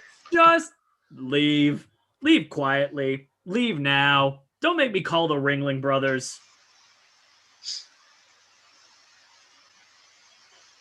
Has the planet gone mad? My brother, passions hostage. I seek justice, denied. I shall not submit. I shall conquer. I shall rise. My name is Gomez Addams, and I have seen evil. Granny I have proudly seen holds up the baby. horror. Lurch smiles shyly and perhaps gives a little wave to the crowd. I have seen the unholy maggots which feast in the darkest recesses of the human soul. They're at camp. I have seen all this, officer, but until today, I have never seen you. Hook 'em, book 'em, cook 'em, now. In a cell block, Morticia stands outside of it. A warden is opening the cell door with a skeleton key. Addams, you made bail. Gomez steps out. Are you all right, my darling? I was kept in that cell for 24 hours. For one full day, I sat beside a thief, a hit-and-run driver, and a man who had slaughtered his entire family, sliced them into bricks, and used their remains to construct a backyard barbecue. Really? Dinner on Thursday? Our place. At Debbie and Fester's house, there's a woman's hand placing a roller skate at the top of the stairs. The stairs are we move down the stairs as the hand places a bear trap on a lower step. At the bottom of the stairs, the hand sets a large metal spike. Debbie is dressed in a summery swim outfit, placing it all. Love lump, I'm at the pool. She exits. Later, she is floating in the pool on a large pink inflatable raft in her new home's enormous pool. She wears sunglasses and sips a Diet Coke. We hear a succession of horrible noises as Fester trips, falls down a flight of stairs, encounters various obstacles, and screams. Fester appears at poolside, carrying a roller skate and a large spike, perhaps with a bear trap on his head or arm. Snuggles? What? Nothing. Come on, darling, it's heated. But I've told you, I can't swim. And I told you I'll teach you. Just jump in. No. It's like with babies. It's a natural instinct. Toss them in the water and they float, like croutons. What? What if they don't? The pool man takes care of it. Well, maybe later. Fester, I'm lonely. You are? I'm all alone out in this great big waterbed. Ooh, I can feel the motion. You can? Ooh, ooh, have you ever made love on a raft? No. Jump. Fester holds his nose and jumps into the pool. He immediately begins to scream and thrash around horribly. Help me! Help! Swim. I can't! Help! It was just a theory. Debbie stretches out on the raft. She pulls her sunglasses back down and lies back, sipping her drink. The screams and splashes dwindle away. Nothing. Fester's toupee floats to the surface. Debbie lazily picks up her portable phone and dials. Hello, 911. What are you wearing? Fester pops up on the water with a roar, bobbing like a pontoon. He lurches onto the raft in great high spirits. It worked! I can swim like a baby. Why did I doubt you? I love you, Debbie Addams. Debbie begins to kiss Fester begins to kiss Debbie's hand. Debbie is not amused. Deborah. On the Chippewa stage, the dress rehearsal. Stage is filled with campers trying on costumes as Indians, pilgrims, turkeys, and pumpkins. Becky is supervising the fittings. She has a pincushion on her wrist and a tape measure around her neck. Gary is teaching a group of campers to sing an appropriate song, Happy Turkey Day, in a nearby part of the stage. Amanda stands on a small raised platform in front of a mirror. She is dressed as Sarah Miller in a too-perfect starched dress, bonnet, and buckled shoes. Oh, Amanda, you look perfect. You're just the prettiest pilgrim I've ever seen. Oh, Gare, come take a look at this. Gary silences the singing campers and comes over to admire Amanda. A commotion is heard from nearby. Wednesday, Joel, and Pugsley come into the room toward Becky and Gary. Here they are. We caught him by the payphone. Oh, shit. Yeah, we found We him. were calling the FBI. Your uncle is in trouble. We were running a check. And you're late for your fittings. I don't want to be in the pageant. Do you want to help me realize my vision? Your work is puerile and dramatized. You lack any sense of structure, character, or the Aristotelian unities. Yeah. Young lady, I'm getting just a tad tired of your attitude problem. Everyone, campers, I have a wonderful idea. Wednesday and Pugsley and young Mr. Glicker here, well, they have just never quite latched on to the Chippewa spirit, nor have some of their little comrades. The other camp misfits all stand cowering in the corner. Isn't that sad? Yeah. Yes. Don't we just hate that? Yeah. Yes. We wish they would all just die. Yeah. Yeah. Oh, no, we don't. Oh, okay. We don't. But you know what we're going to do with this? You know what we're going to do with them? We're going to make them an example. We're going to show that anyone, no matter how odd or pale or chubby, can still have a darn good time, whether they like it or not. What are you going to do? In the Harmony Hut, Wednesday, Joel, and Pugsley all sit facing a large TV set. There's a VCR beside the set. Gary holds a video cassette in his hands. Becky holds another cassette. Yes, indeedy, just the ticket.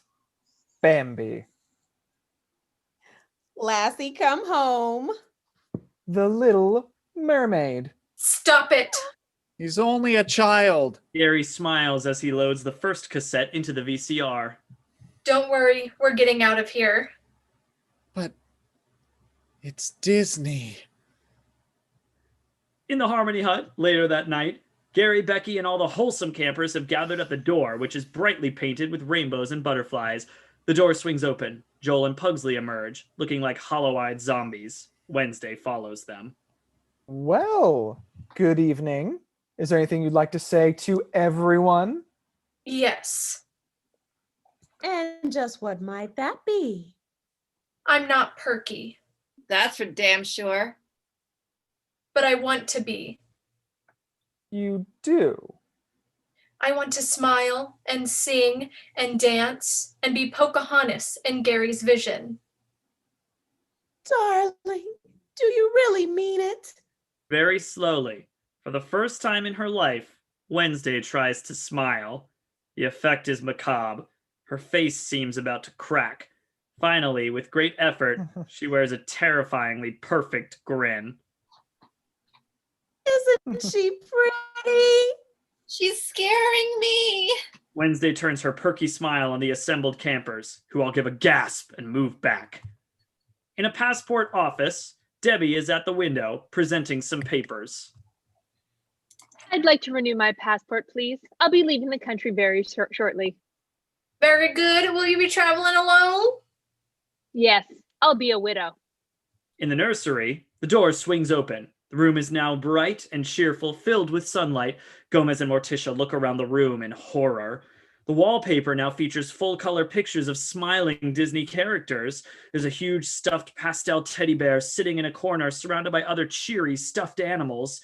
The cradle is now white wicker, swathed in baby blue gauze and ticking.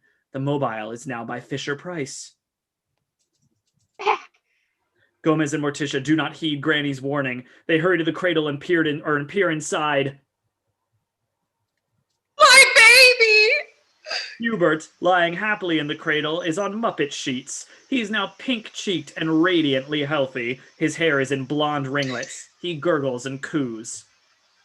In the Chippewa Theater, The outdoor theater is filled with the parents of all the campers. A curtain hangs across the stage. The curtain is crudely painted with images of pilgrims, Indians, cornucopias, teepees, and portraits of Becky and Gary.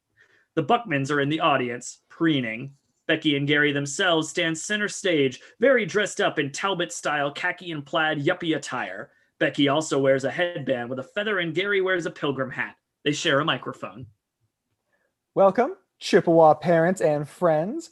What a splendid turnout. I've been told that every last mom and dad are right here, with the exception of Gomez and Morticia Addams, who are at home with a sick baby.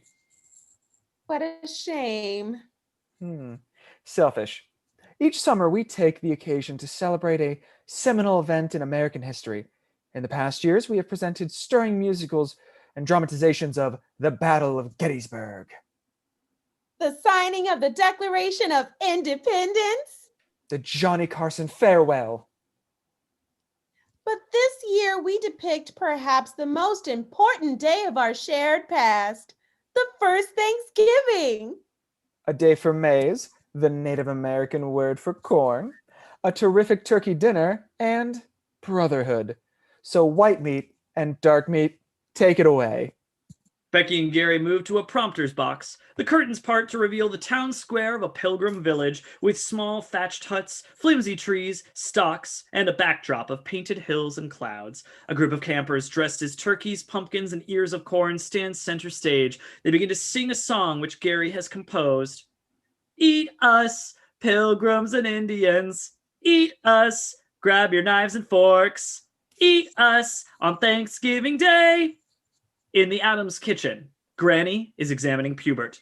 Pubert lies on an ancient cloth at the center of a pentagram. Candles burn at the points of the pentagram. Other odd items are set around the baby. There's also a stack of antique leather-bound books, all open to various pages. Gomez and Morticia watch. Lurch stands nearby.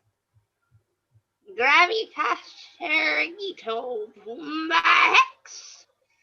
Freshly blood. Lurch hands Granny a small vial of red liquid. She puts a drop on her finger and dabs the blood on Pubert's forehead. Soil from a grave in Potter's Field. Thing pulls a little wagon heaped with soil. Granny takes a handful and deposits 2 small piles on either side of Pubert's body. A diet soft drink. Gomez hands Granny a bottle of Diet Coke. She sips and hands it back. Thank you.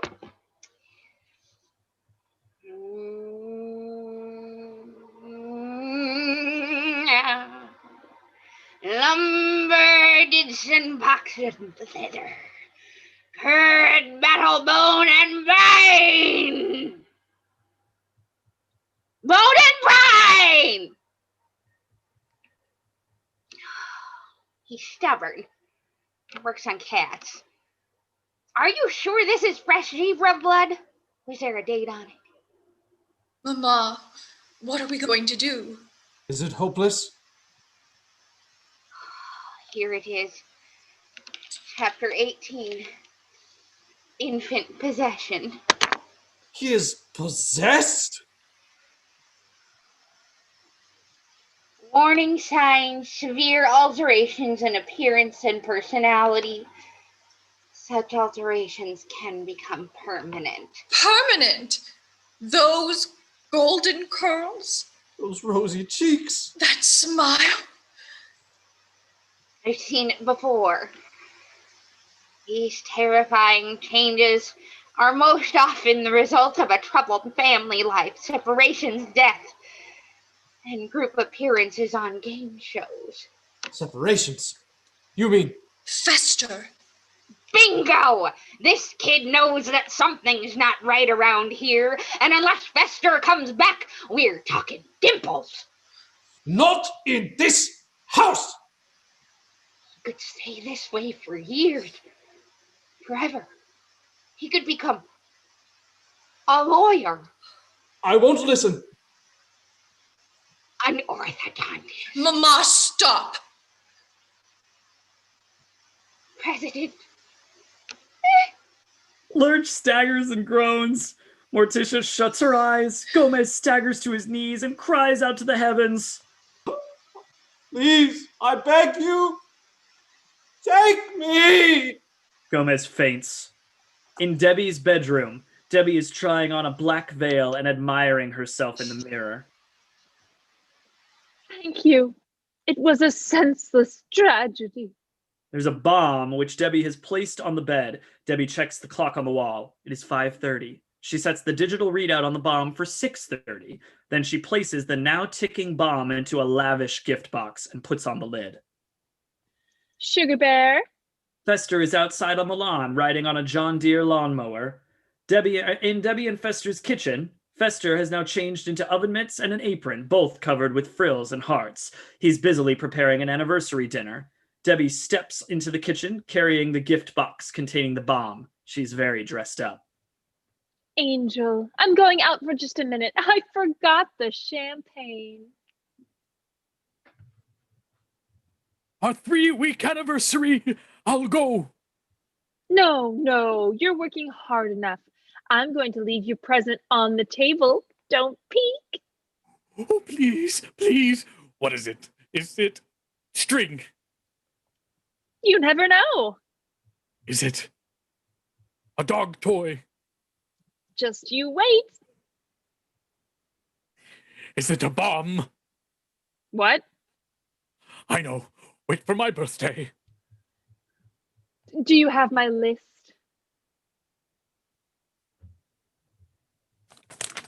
Right here. Cook dinner. Seal all doors and windows.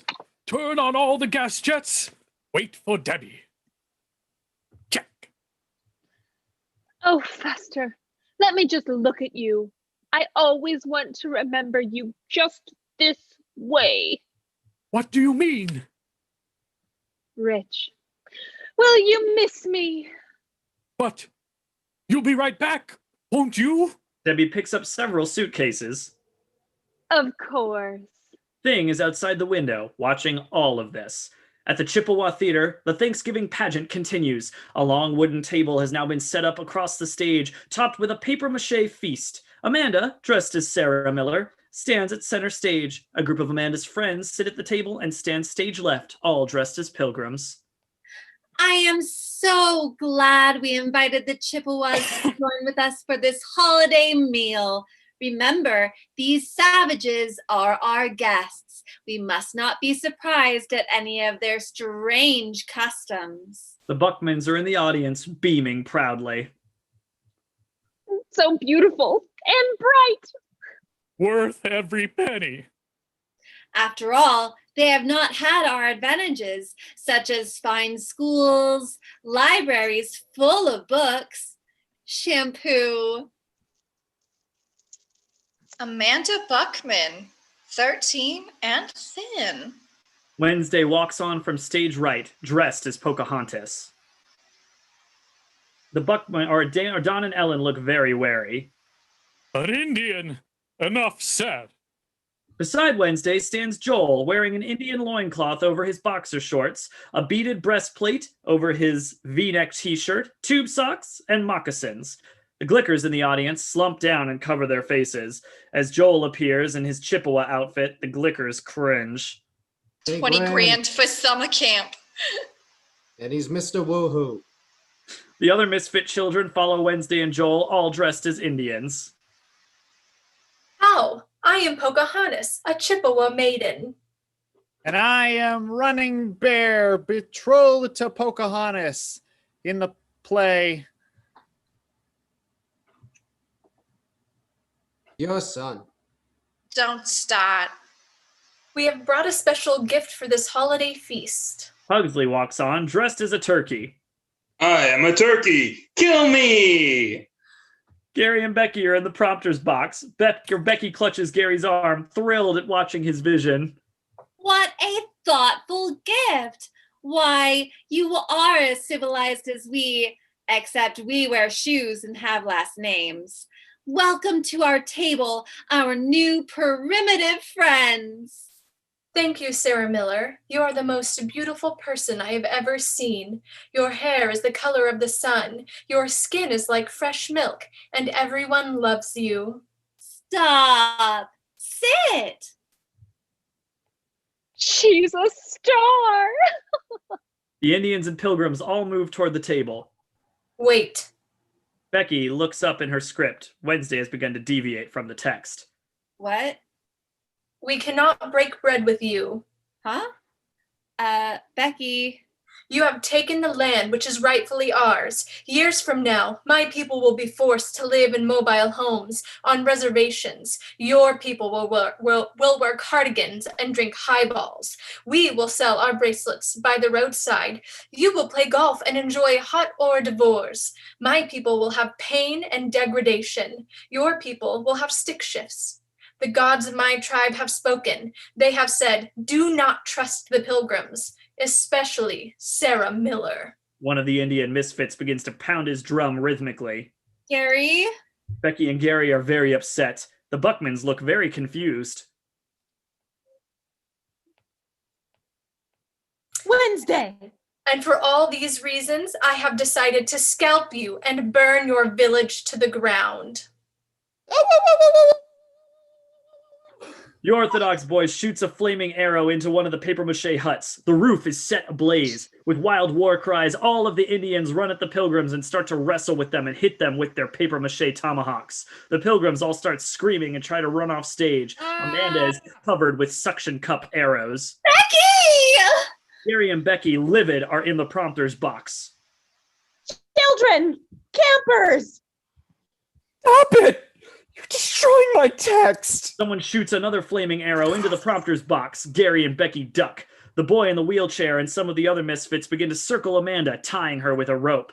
The parents are in the audience, their mouths agape. In the wings, as the Thanksgiving riot continues, Wednesday, Pugsley, and Joel are on their way out. They pause to watch the chaos. Can't believe this. The parents are on fire. Amanda's tied to a stake. Gary and Becky are trapped. The entire camp is going to be destroyed.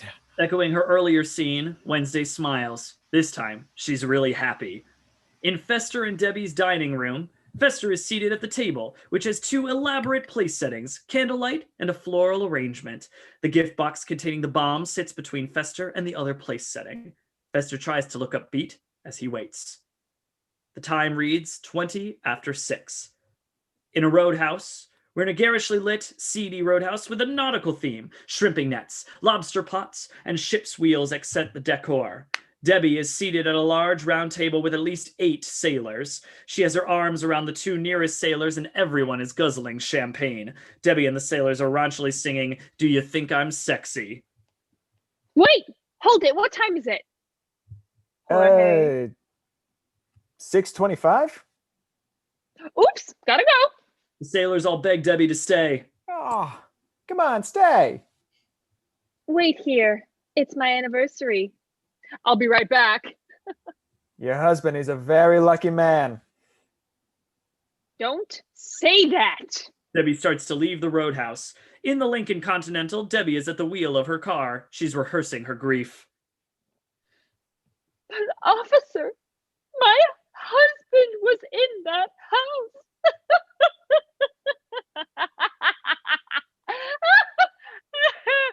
Back in the house, Debbie's car pulls into the driveway. The car comes to a halt. Debbie is applying fresh makeup in the rearview mirror.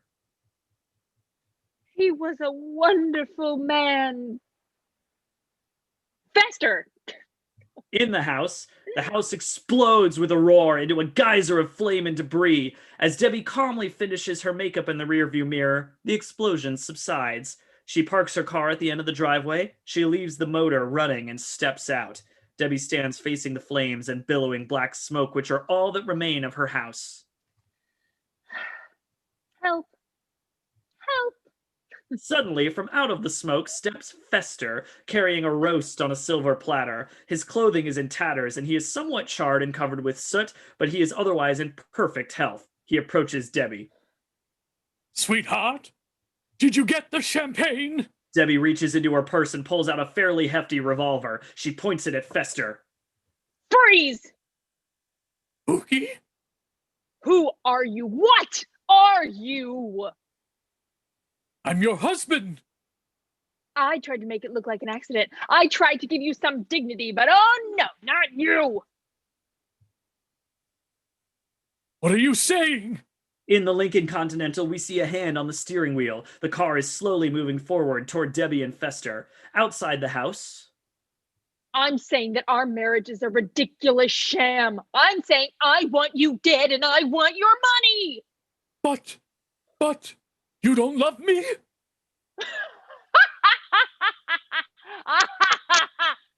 Is that a no? You look at yourself. You're a nightmare and a cheap toupee. No woman in her right mind could love you. just as Debbie is about to fire, the Continental barrels down on her and knocks her off to the side of the driveway into a flower bed. Ah! The wheel of the Lincoln Thing is driving. He gestures for Fester to get inside. Ding! Fester jumps into the car, which slams into reverse and takes off down the driveway. Debbie, groveling in the dirt of the flower bed, is covered with soot. She takes a pot shot with her pistol at the departing Lincoln. I'll get you in your little hand, too. At Camp Chippewa, they are near the fence around the camp. The barbed wire has already been cut. Wednesday is in her normal clothes, standing outside the wire. Joel, still in his Indian costume, stands on the Chippewa side of the fence. Come on. In the distance, there's a mushroom cloud rising from the camp. No, I have to go back for the others You're very brave. and to watch the place burn. You go. Save your uncle. A horn honks. Pugsley is at the wheel of a nearby camp van. Come on! In the distance, sirens are heard, along with the whir of helicopters. Dogs begin to bark. Joel, I may never see you again. I know. There are forces which are tearing us apart. Gary, Debbie, 7th grade. I'll never forget you. You won't?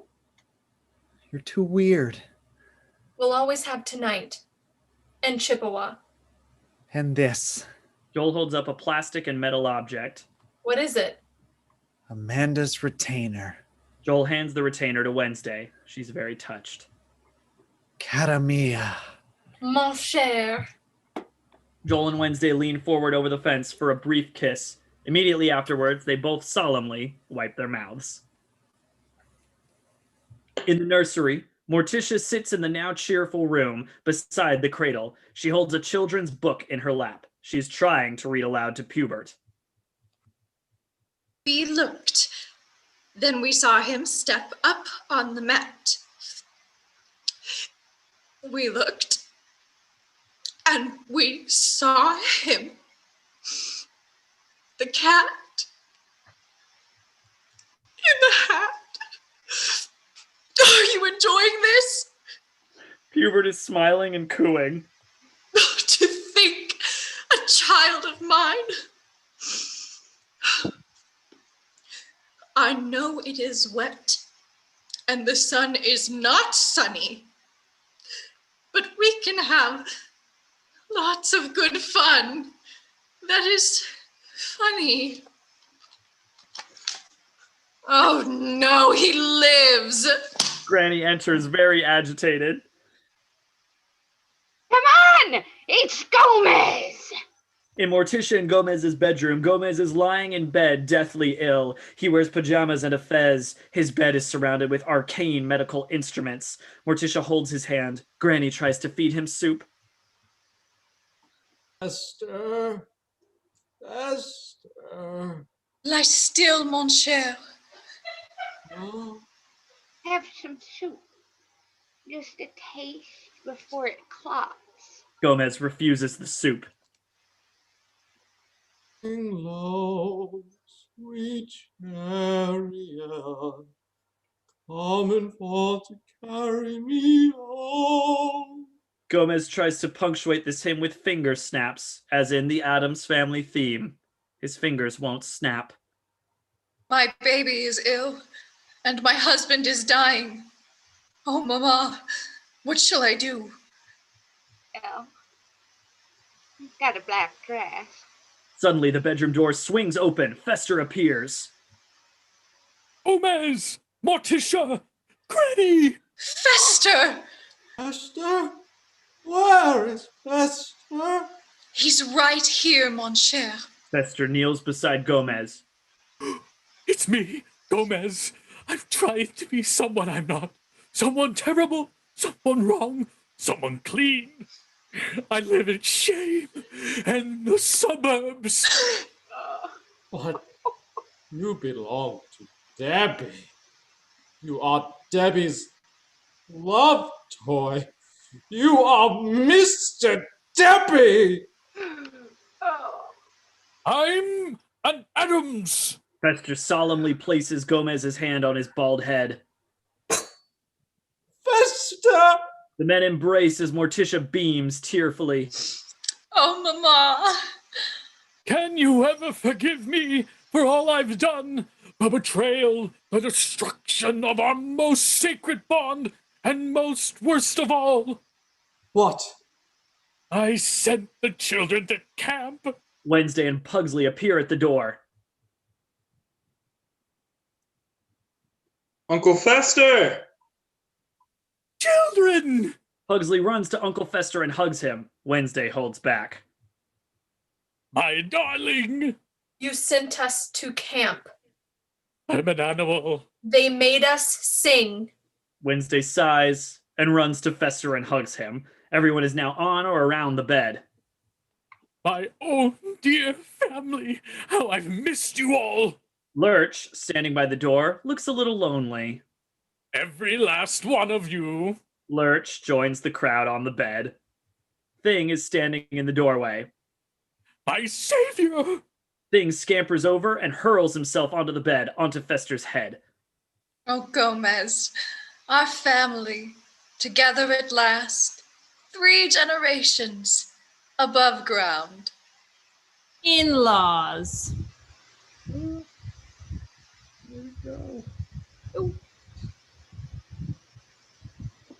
In-laws. Where is that voice coming from? I believe everyone should turn towards the door so we can see. Should be stage door. There we go. Everyone turns toward the door. Oh. She's in stiletto slingbacks covered with mud and soot. She is holding a submachine gun in her right hand. She also has bandoliers of ammunition crossed over her chest. Debbie has her hair in a frightening bouffant, and she's applied far too much makeup. Her features are twisted in a Terminator snarl. In the attic, Debbie speaks in a sweet, rational manner. I don't want to hurt anybody. I don't enjoy hurting anybody. It's not my fault. You understand that, don't you? Gomez, Morticia, Fester, Granny, Wednesday, Pugsley, and Lurch are all strapped into matching electric chairs side by side. Their heads, arms, legs, and torsos are immobilized. They face the room's projection screen. Of course we understand. You're a serial killer. Thing is wrapped in black electrical tape and clipped to jumper cables, which are attached to a car battery on the floor. I don't understand. When you're older. Listen up, people.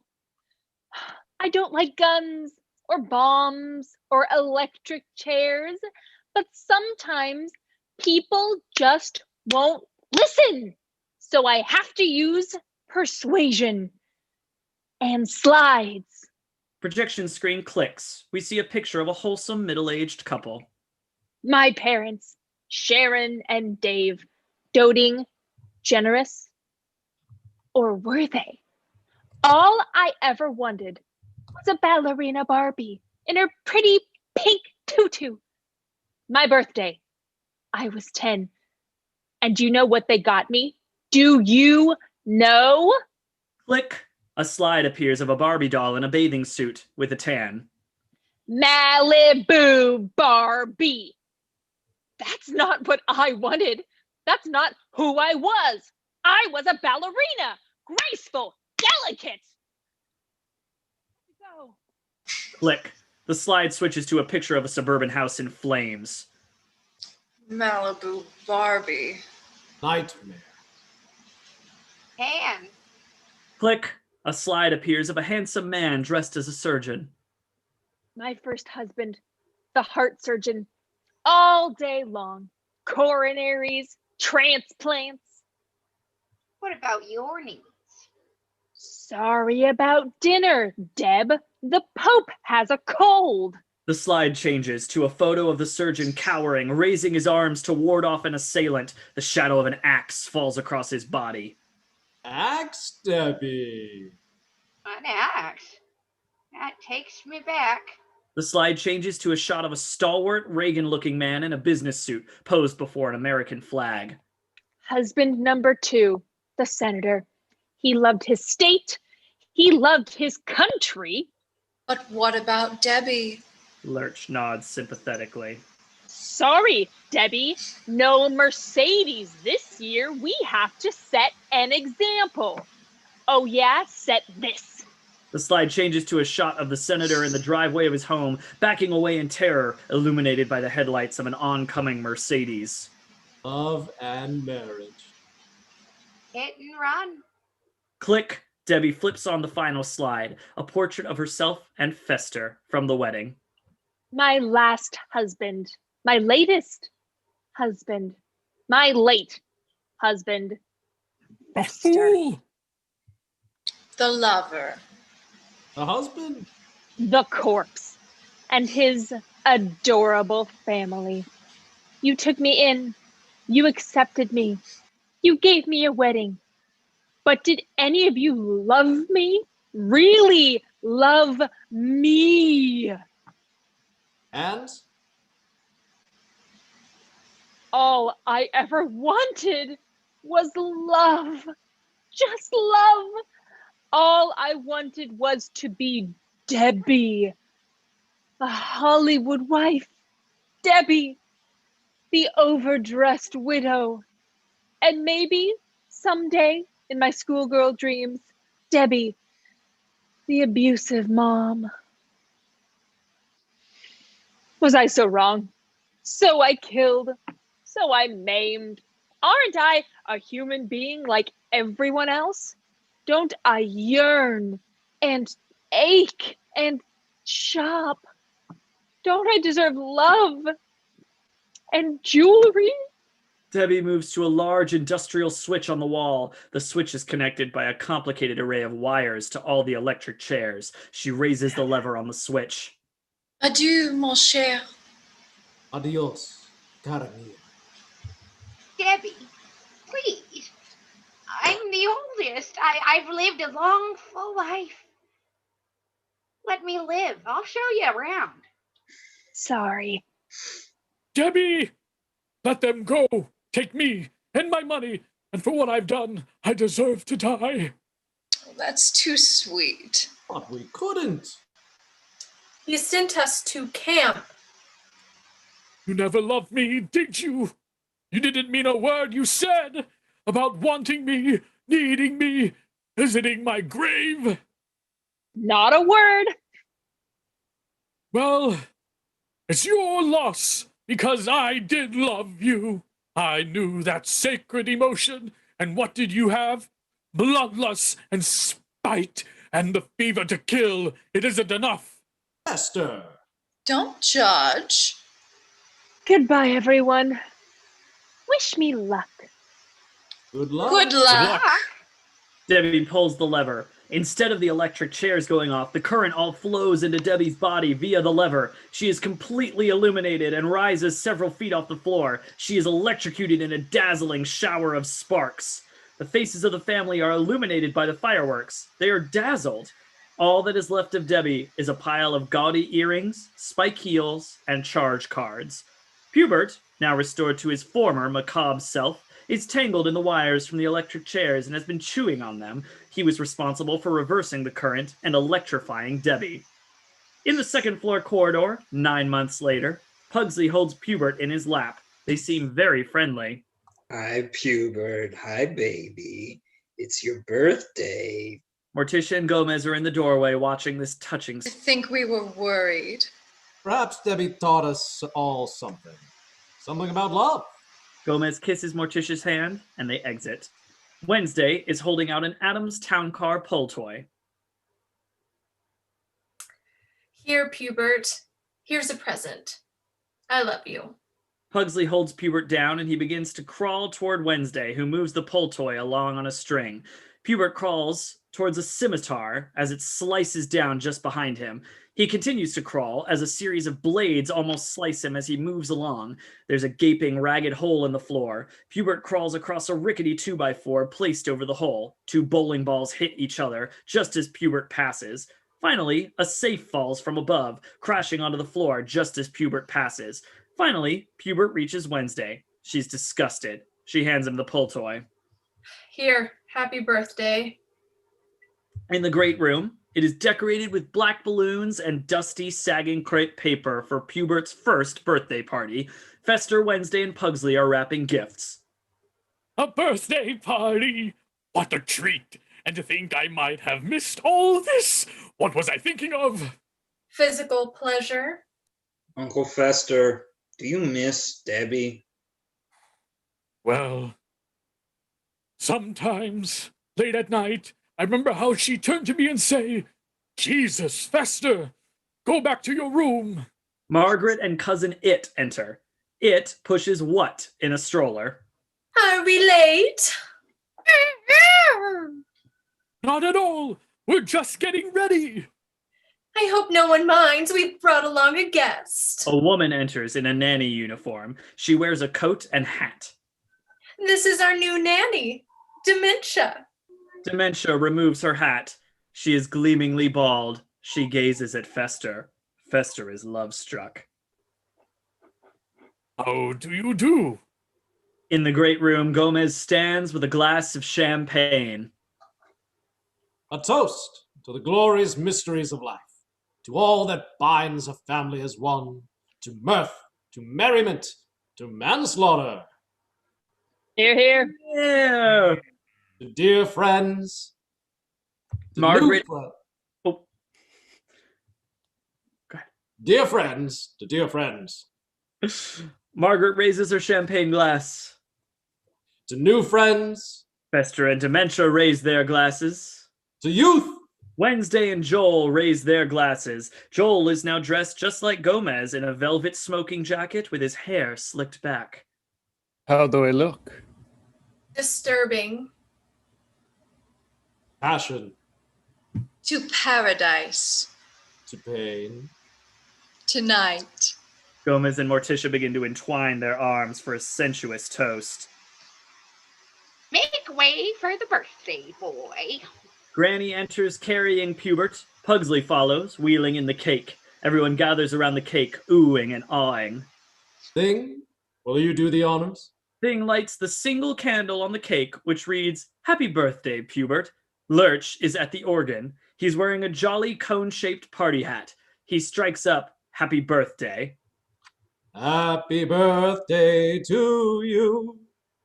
Happy birthday to you. Happy birthday, dear Hubert. Happy birthday to you. Beautiful. Birthday to you.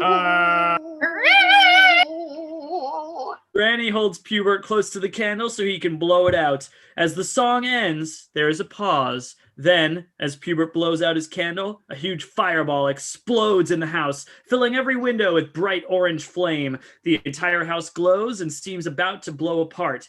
Then, the house returns to normal. The Addams Family theme begins with finger snaps. The end. Nice, everybody. Oh my gosh. Seriously, God, the costumes and the makeup and everything that you guys did tonight were all freaking insane. This was so much fun. Thank you guys for doing all of that. God, like all I did was turn out my lights, so I'm clearly the laziest one out of all of us. So All I did was this. it's like thank you. Yeah, 2 more screenplay readings that we're going to be doing before Halloween comes, and then we'll let you know what's coming next. Next week, a week from today, on the 21st, we're going to be reading Beetlejuice. So Beetlejuice is coming up. Say it again. What? Say it again. Beetlejuice. Not one more a third time. time. No. Beetlejuice. Oh, you're gonna die now. So we're gonna do a Beetlejuice. It's showtime. Just to build the excitement and the suspense for 2 weeks, because it's the week of Halloween. We gotta have something good. we've been saving Hocus Pocus for the week before Halloween. So that will be that final week of October. So we got Beetlejuice next week, Hocus Pocus the week after that. Please follow us on Facebook and Instagram. That way you can stay up to date with everything. Obviously, we had to bump this back a week. So just in case we have to do anything, in case anything happens between now and then, that'll be the best place for us to stay up to date with all of you. But thank you to all of the actors once again for being incredible and amazing. Thank you guys for tuning in. Hope you all enjoyed. I hope you're enjoying the spooky season of Halloween. And please come back next week. But until then, stay safe out there, and we will see you next week for Beetlejuice. Good night. And we're clear.